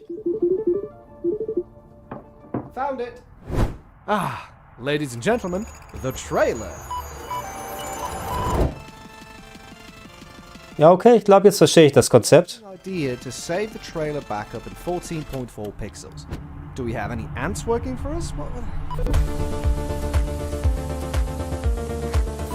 Also ein bisschen Portal, Stanley Parable. Natürlich nicht Portal von wegen Portal Gun, aber Puzzlespiel mit Humor, nennen wir es so. The survival of thy noble family depends on their ability. Bau eine Hütte. Sammel Kraut. Valor and to learn. Oh, if only it were that easy. Prison Architect. Mittelalter? What the fuck? Warum schläft der König in so einer Hütte? Warum sind da Emojis? Im Mittelalter.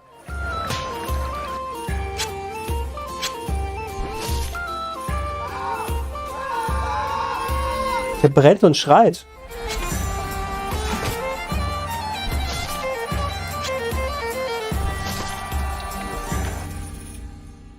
Die Nordland-Trilogie. Nein, Norland. I don't know what you're up to, Fuzzball, but back off! Das ist dieses Them Fighting Hurts, oder? Das Mein kleines Pony-Prügelspiel ohne Lizenz. Irgendwie sowas. Also wenn ich es nicht durcheinander bekomme, da wollten doch Leute so ein Fan-Fighting-Game von Mein kleines Pony machen, aber nicht die Lizenz. Und da haben sie eigene Charaktere daraus gemacht. Das wurde jetzt ein Fighting-Game, ne? Nie gespielt? Werde es auch nicht spielen, glaube ich. Sieht nicht nach einem Game für mich aus. Aber diese ganzen Pony-Fans, die stehen drauf bestimmt.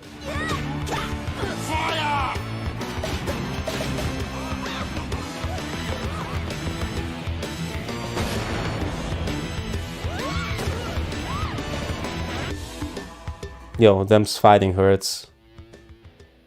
Shanty DLC now free. Oh, das haben wir. Das hatten wir aber. Hatten wir das gesehen? Ne, ich dachte gerade an das Puzzlespiel, wo die einzelnen Teile von einem Dungeon aneinander geklatscht wurden. Was ist das? Der angelt. Mal ein bisschen Mini. Okay.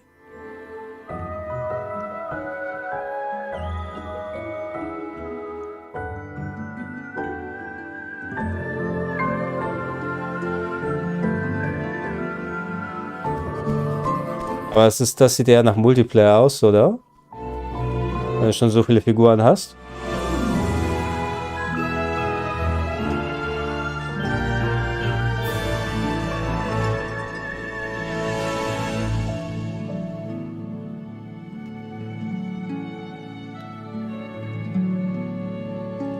Core Keeper Sunken Sea Update. Also gibt's das schon. 15. Juni 2022. Also gibt's das schon, okay? Kenne ich nicht. That was the latest DLC for Core Keeper, the sandbox survival sim from Fireshine Games and Pugstorm. The Sunken Sea Biome update is available on June 15th for all Core Keeper players. Now we have even more twists and turns and trailers, so press enter to continue. Did you press it? I'm gonna go ahead and assume you pressed it. Macht mir den Stream aus, wenn ich das drücke. Sag doch sowas nicht. Life can be harsh everywhere, but in the old world, there was no hope of it ever. Greedfall 2?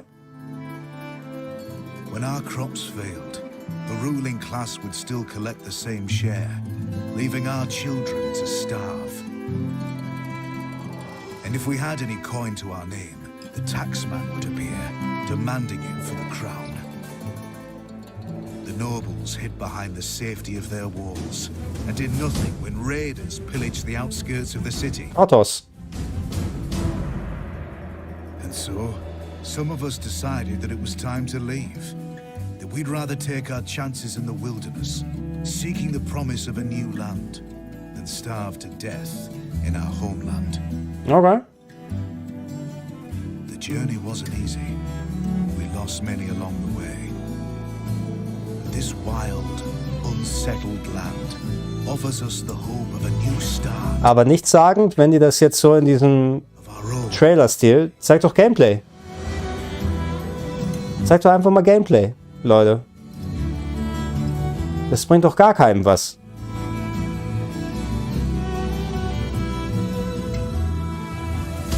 Farthest Frontier. World Premiere. Ja, wenn da kein Gameplay ist, kann man ja nichts zu dem Spiel sagen, ne? Einfach so ein Stimmungstrailer. I don't know.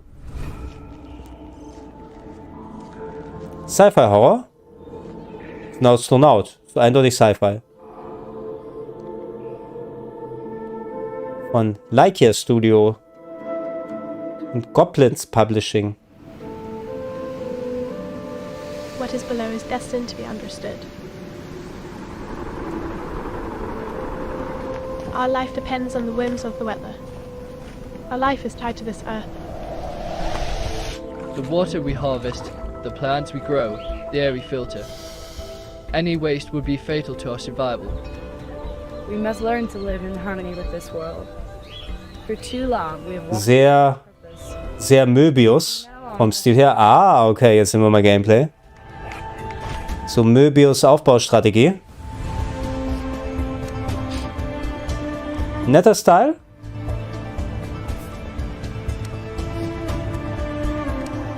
Endlich mal Sci-Fi, wird im Chat gesagt. Ja, aber mal anderes Sci-Fi, no?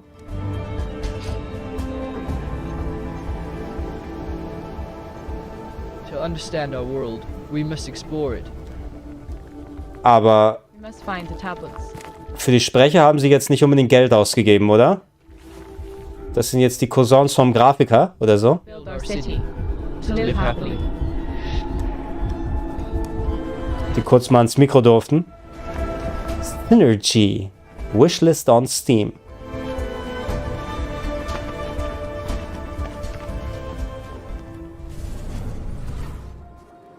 Welcome to Icarus, Prospector. The planet we almost lost, then found a reason to... Planet. Das heißt Sci-Fi. Take it from me. This place wants you dead. But we've made progress. Learned the lay of the land. How to use Icarus to our advantage. Zuckel, zuckel.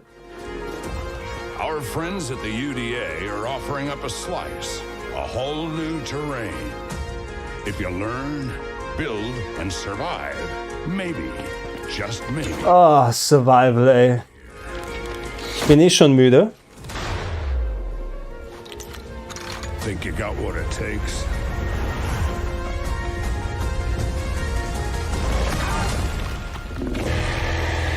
Sandwurm. Das gibt's auch schon. Das ist nur DLC. Okay. In the rich tapestry of the PC gaming community, modders are one of the most inspiring subjects. Ah, ist Half-Life Alyx, die Mod. The most No? popular genres today started as PC gaming mods. Right now, modders Sean FMP1 Snelling and Corey Latto are making something incredibly special in the form of an ambitious mod for Half-Life Alyx. It's called Levitation. Kann man das einfach so rausbringen? Campaign that builds on Hat Werf nichts dagegen? Half-Life Alyx. With Alyx searching for a pair of rebels gone rogue, they've discovered a strange floating building in Sector X and decided to investigate it, against orders, obviously, and now it's your turn. Let's go back to the world of Gordon, G-Man, and Alyx with this exclusive gameplay footage. Ja, wenn ich mir mal irgendwann mal ein PC-Headset hole, kann ich Alex mal spielen und das ja auch. Room somewhere outside the building you're in. Sorry if that's vague. The map was drawn using somebody's blood. Ich habe schon Bock, Alex endlich mal zu spielen.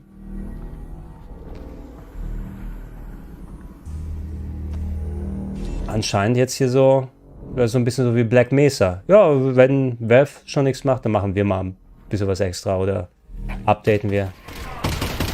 Ah, Headcrab.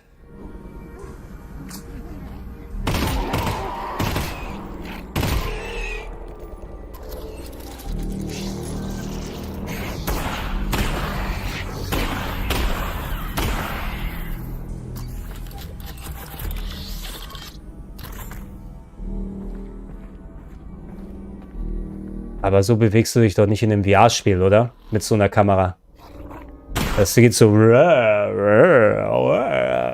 Das wackelt so hin und her. Mit deinem Kopf.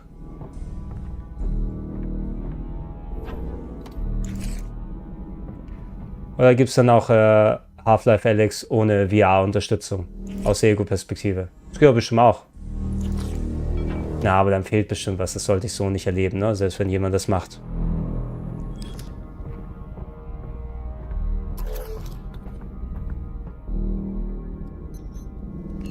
Jalzin schreibt im Chat, hoffentlich bringen die Half-Life Alyx auf PSVR 2 raus. Das wäre cool. Eigentlich, die Chance, dass ich so spiele, weil ich glaube, ich würde mehr an PSVR 2 holen, als jetzt eine andere VR-Lösung. Wenn ich das schon in die PS5 ranballern kann. Allerdings glaube ich nicht so ganz dran.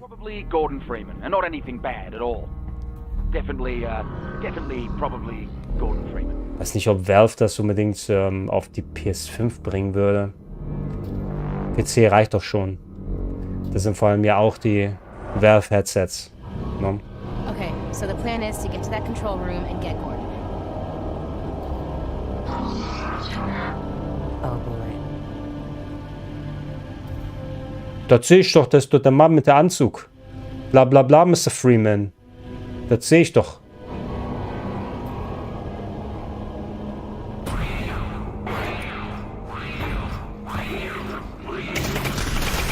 Ja, niemand bewegt die Kamera so in VR, Leute. Da wird uns längst schwindelig geworden sein vom Hin- und Herzuckeln vom Kopf.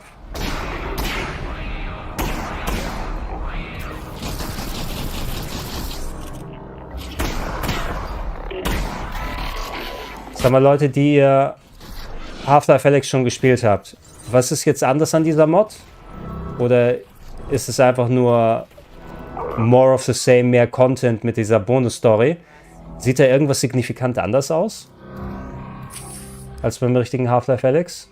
Von wegen, ist es jetzt die Waffen, die man anders benutzt? Oder ist es so eine rein Story-Mod?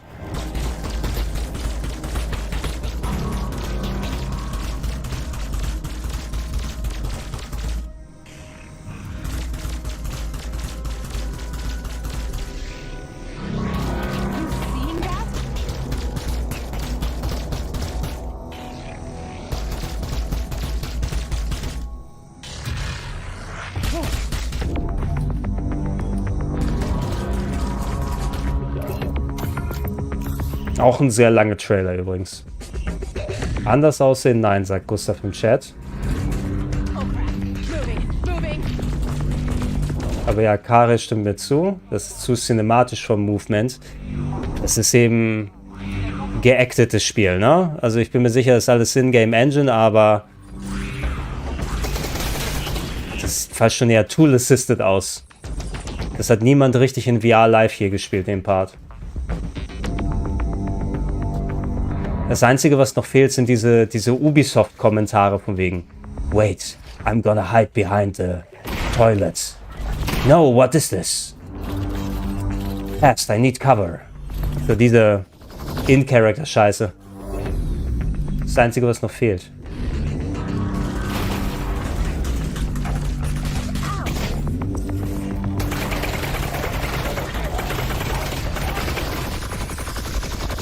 Aber auch positive Stimmen hier im Chat.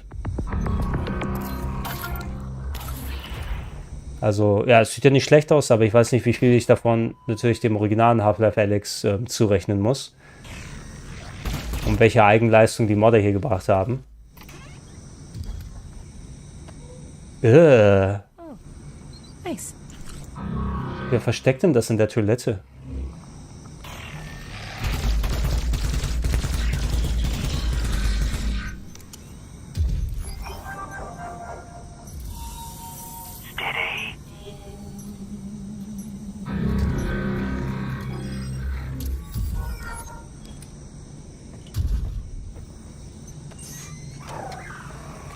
Das hätte auch ruhig mal 2 Minuten oder 5 kürzer sein können.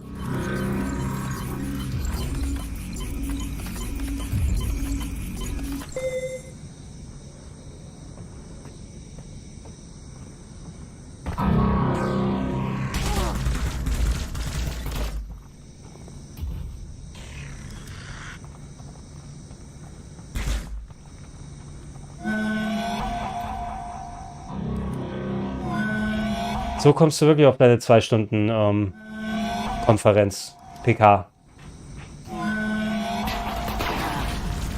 Hier wäre auch weniger mehr gewesen, Leute, bei eurer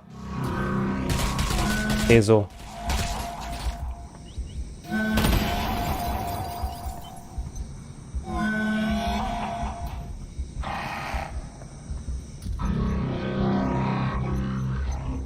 Tatsächlich das Ding als letztes Game auf der Konferenz hier zeigen. Auf der PK.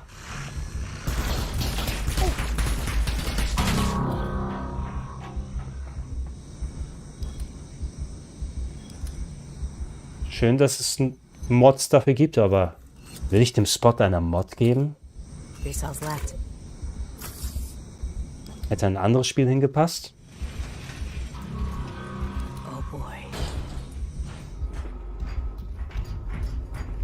Gregor, was fandest du bisher am besten? Ja, das geht alles leider so ein bisschen ineinander über, weil wir haben vorhin ja noch die Xbox-PK geschaut.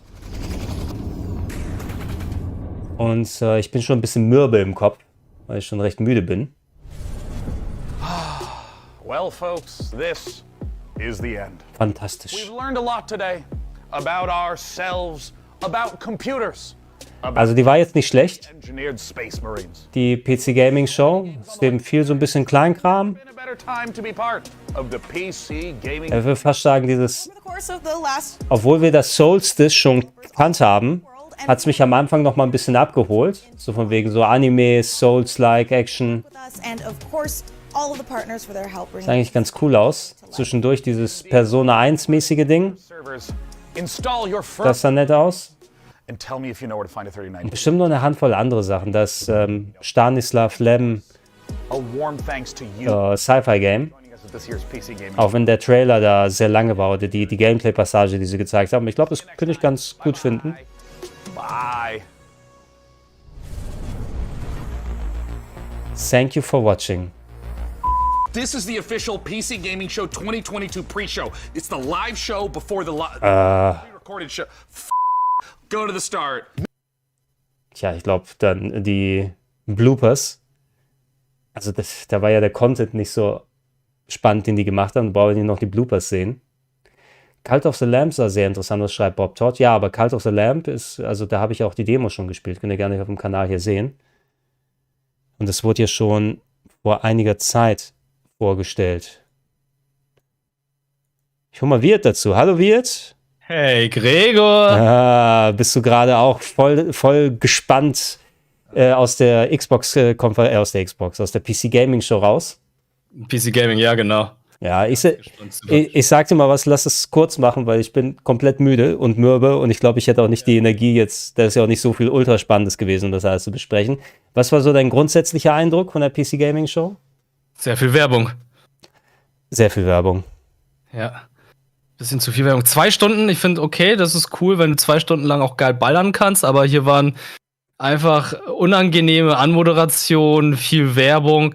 Mein Highlight tatsächlich war The Alters von den This War of Mine Entwicklern. Oh ja, die mit dem polnischen Italo-Disco-Techno. Ja, genau, und den Klon, das fand ich, sah echt cool aus und auch Artstyle von diesem Rad, das da irgendwie durch diesen Planeten hier herumfährt und die Basis da drin ist. Das sah schon mal cool aus. Ansatz finde ich auch sehr interessant. Mir wurde dann auch direkt im Chat gesagt, ey, Wirt, guck dir Moon an oder The Moon. Ja, Moon sollte man sich angeschaut haben. Das ist ein guter Film. Verdammt. Okay, mache ich dann auch mal. Wird nachgeholt. Ja, nee, das sah tatsächlich ganz spannend aus. Ja, ich musste auch bei mir so ein bisschen glauben. Ein paar Sachen haben sie ja wiederholt von den Trailern her. Hast du nochmal Flintlock gesehen? Irgendwo dazwischen war für mich auf jeden Fall noch was. Das Souls, das kannten wir ja schon ganz am Anfang. Ne? Dieses Fantasy. Souls Justice? Solstice. Solstice hieß es, ja. Aber das kannten wir ja schon vor einiger Zeit, aber da dachte ich wieder, oh, ja, genau für solche Sachen würde ich die PC Gaming Show schauen. Ne? Haben wir jetzt auch ein Datum, glaube ich, bekommen. Könnte sein, dass das noch nicht festgestanden ist. Sowas würde ich dann auch wieder spielen. Wobei, die meisten Sachen, das war ja kaum was PC rein exklusiv, sondern du hast dann außer Arma. Haben wir wieder was für die nächste Arma-Nacht, ne? Alter, das ging viel zu lang, Arma. Das gleiche ging auch für Half-Life. Ich mag zwar, dass sie der Modern halt die Plattform geben, ihr Spiel zu präsentieren. Finde ich eine coole Sache. Ich mag auch Half-Life Alyx, aber da haben die einfach viel zu viel gezeigt. Ja, also für manche Sachen, wenn die schon die Entwickler da haben und mit den vorbereiteten Antworten sprechen können, dann nehmen sie das auch in Kraft. Ey, ich habe gerade hingespult, das ist dieser eine Titel, der so comic-mäßig mit dem Martial Arts Kämpfer, wenn du dich erinnern kannst, der auf diese Paneele raufgesprungen gegangen ist. Da dachte ich erst, oh, das sieht cool aus, aber dann war es leider nur das Intro. Und dann haben sie die Karten rausgeholt. Ja, fand ich irgendwie dann auch irgendwie nicht so cool. Ich bin gerade bei diesem Spiel, diese Pixel-Optik mit der Frau, die dann diese verschiedenen Epochenzeiten oder Dimensionen herumreist. Okay, mal gucken. Im Nachthemd. Ja, ich versuche mich nochmal dran zu erinnern. Wo war denn das? Bühne war und irgendwie Albträume hat. Das fand ich ziemlich abgefahren. Das fand ich cool. Ja, ich weiß, welche du meinst. Ich finde das leider jetzt hier nicht in meiner Footage. Es kommt so ein bisschen... The Carnation. Die Carnation, ja, nee, das war ganz cool. Das weiß ich noch. Und ich bin auch gerade rübergegangen, das gefiel mir. Warte mal, wo hatte ich das dann hier gesehen? Okay, Scorn hatten die auch nochmal gezeigt. Ja, diesmal mit Gameplay, fand ich auch gut. Jetzt mit Gameplay. Und hast du den Sprecher wenigstens erkannt? Nee. Das war Doug Bradley, der den Pinhead gespielt hat in den Hellraiser-Filmen.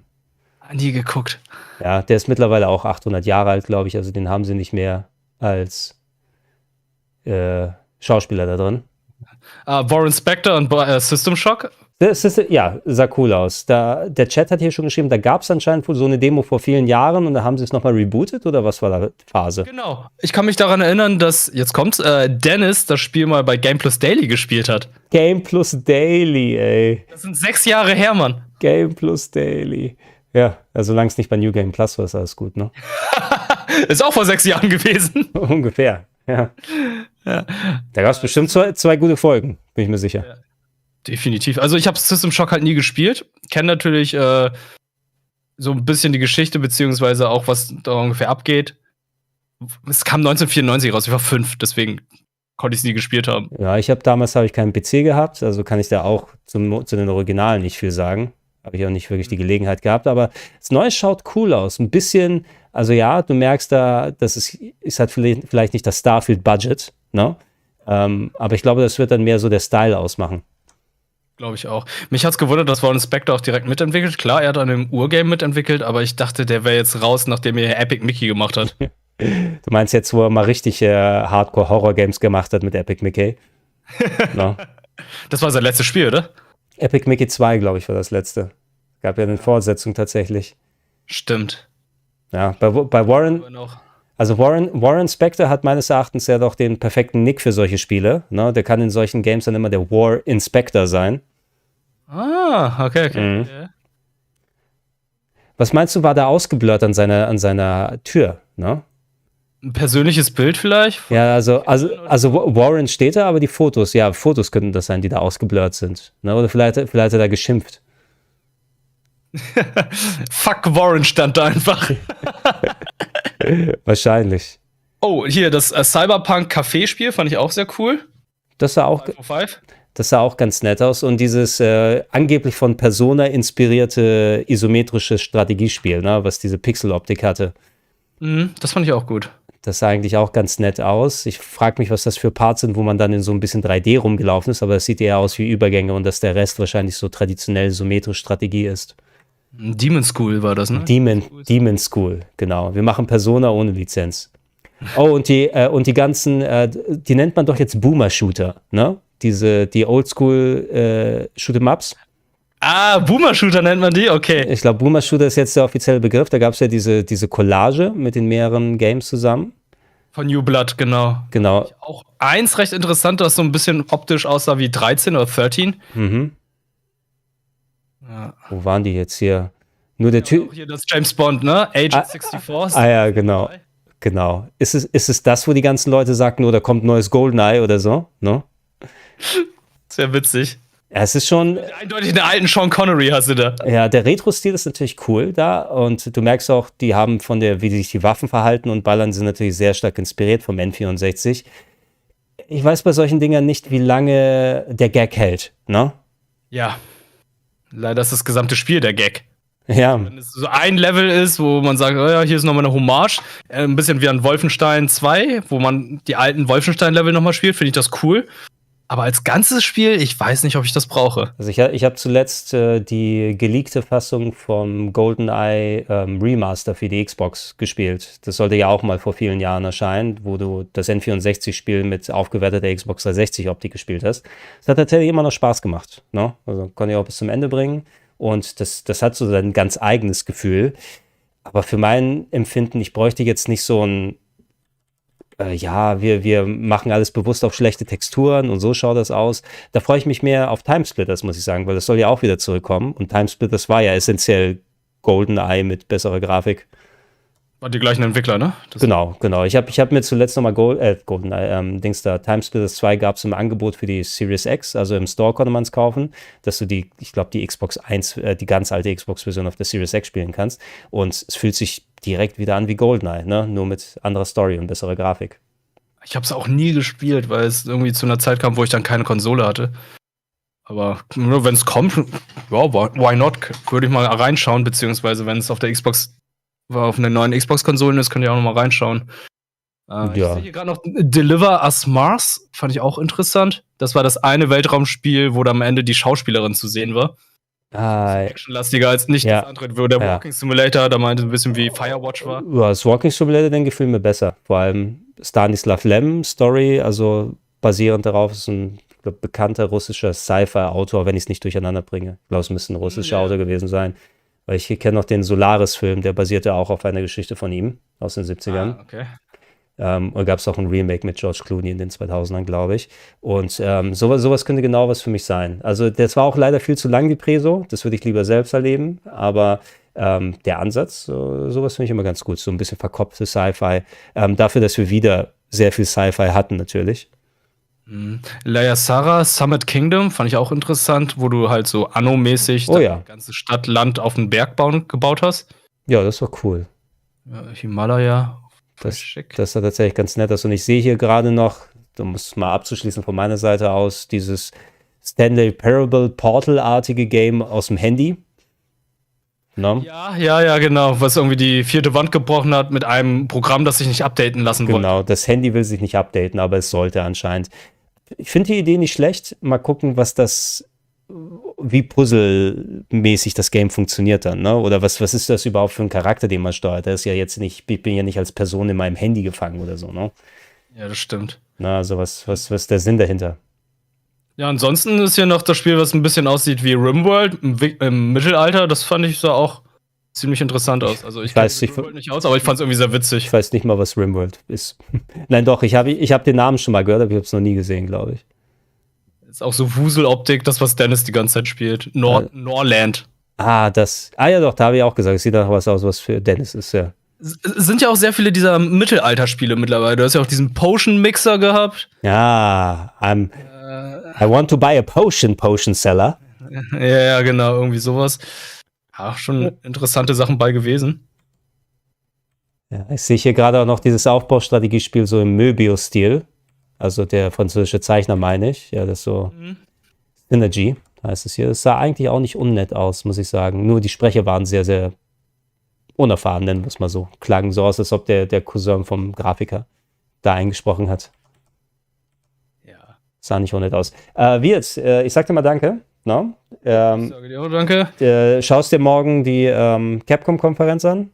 Definitiv, da habe ich Bock drauf. Ich will einfach neue Infos zu Resi, Street Fighter und hoffe halt einfach irgendwie noch komplett neue Ankündigungen. Ja, also ich plane es jetzt auch erstmal ein. Ich muss da wahrscheinlich ein bisschen vorpennen oder so, ne, weil sonst fängt es dann, weil es ist Mitternacht dann, ich werde ein bisschen kurz vorher anfangen.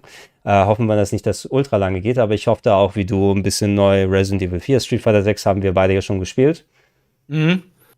Ja, ich glaube nicht, dass da jetzt viel mehr kommt als die Demo, die jetzt auch die anderen Content Creator zu sehen bekommen haben.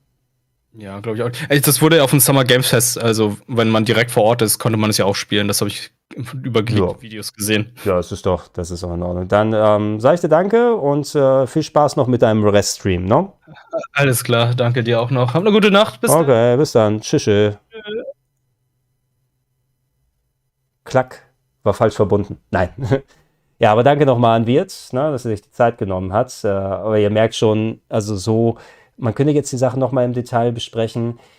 Grundsätzlich, ich habe schon gesagt, da war so ein bisschen was dabei hier und da für mich. Ich müsste mir das nochmal vereinzelt in Ruhe angucken, aber auch viel ein bisschen sehr breit gezogen. Die hätten, also eigentlich war das jetzt Content das hättest du auch locker in einer Stunde machen können, ne? Ein paar Trailer verkürzt. Man muss nicht alles natürlich super kurz machen, man kann auch ein bisschen was stehen lassen davon. Aber auch die Gags zwischendurch runterraffen, das musst du nicht auf 2 Stunden strecken. Aber die wollen ja auch die Werbung unterbringen. So ist es. Leute, ich bedanke mich auch bei euch, nicht nur an die Leute, die dann von Anfang an bei der Xbox-Preso dabei gewesen sind, sondern hier auch. War sehr schön, dass wir es gemeinsam geschaut haben.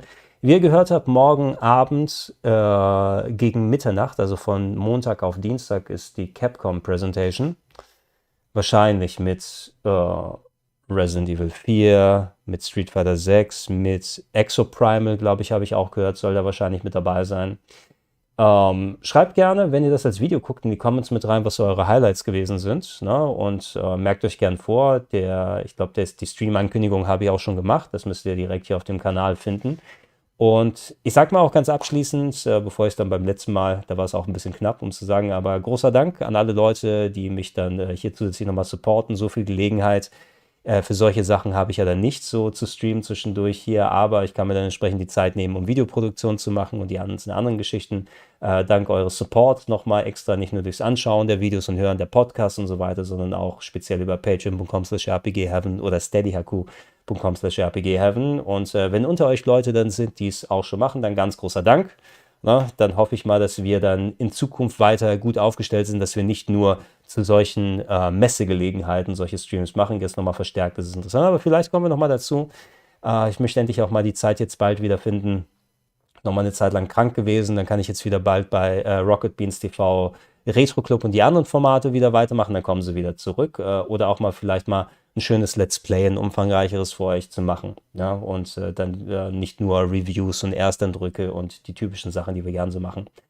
Ja, Leute, habt noch eine schöne Nacht, entspannt euch, lasst die ganzen Sachen sacken und have a nice night. Bis Densen. Ich verabschiede mich. Das geht so. Klack.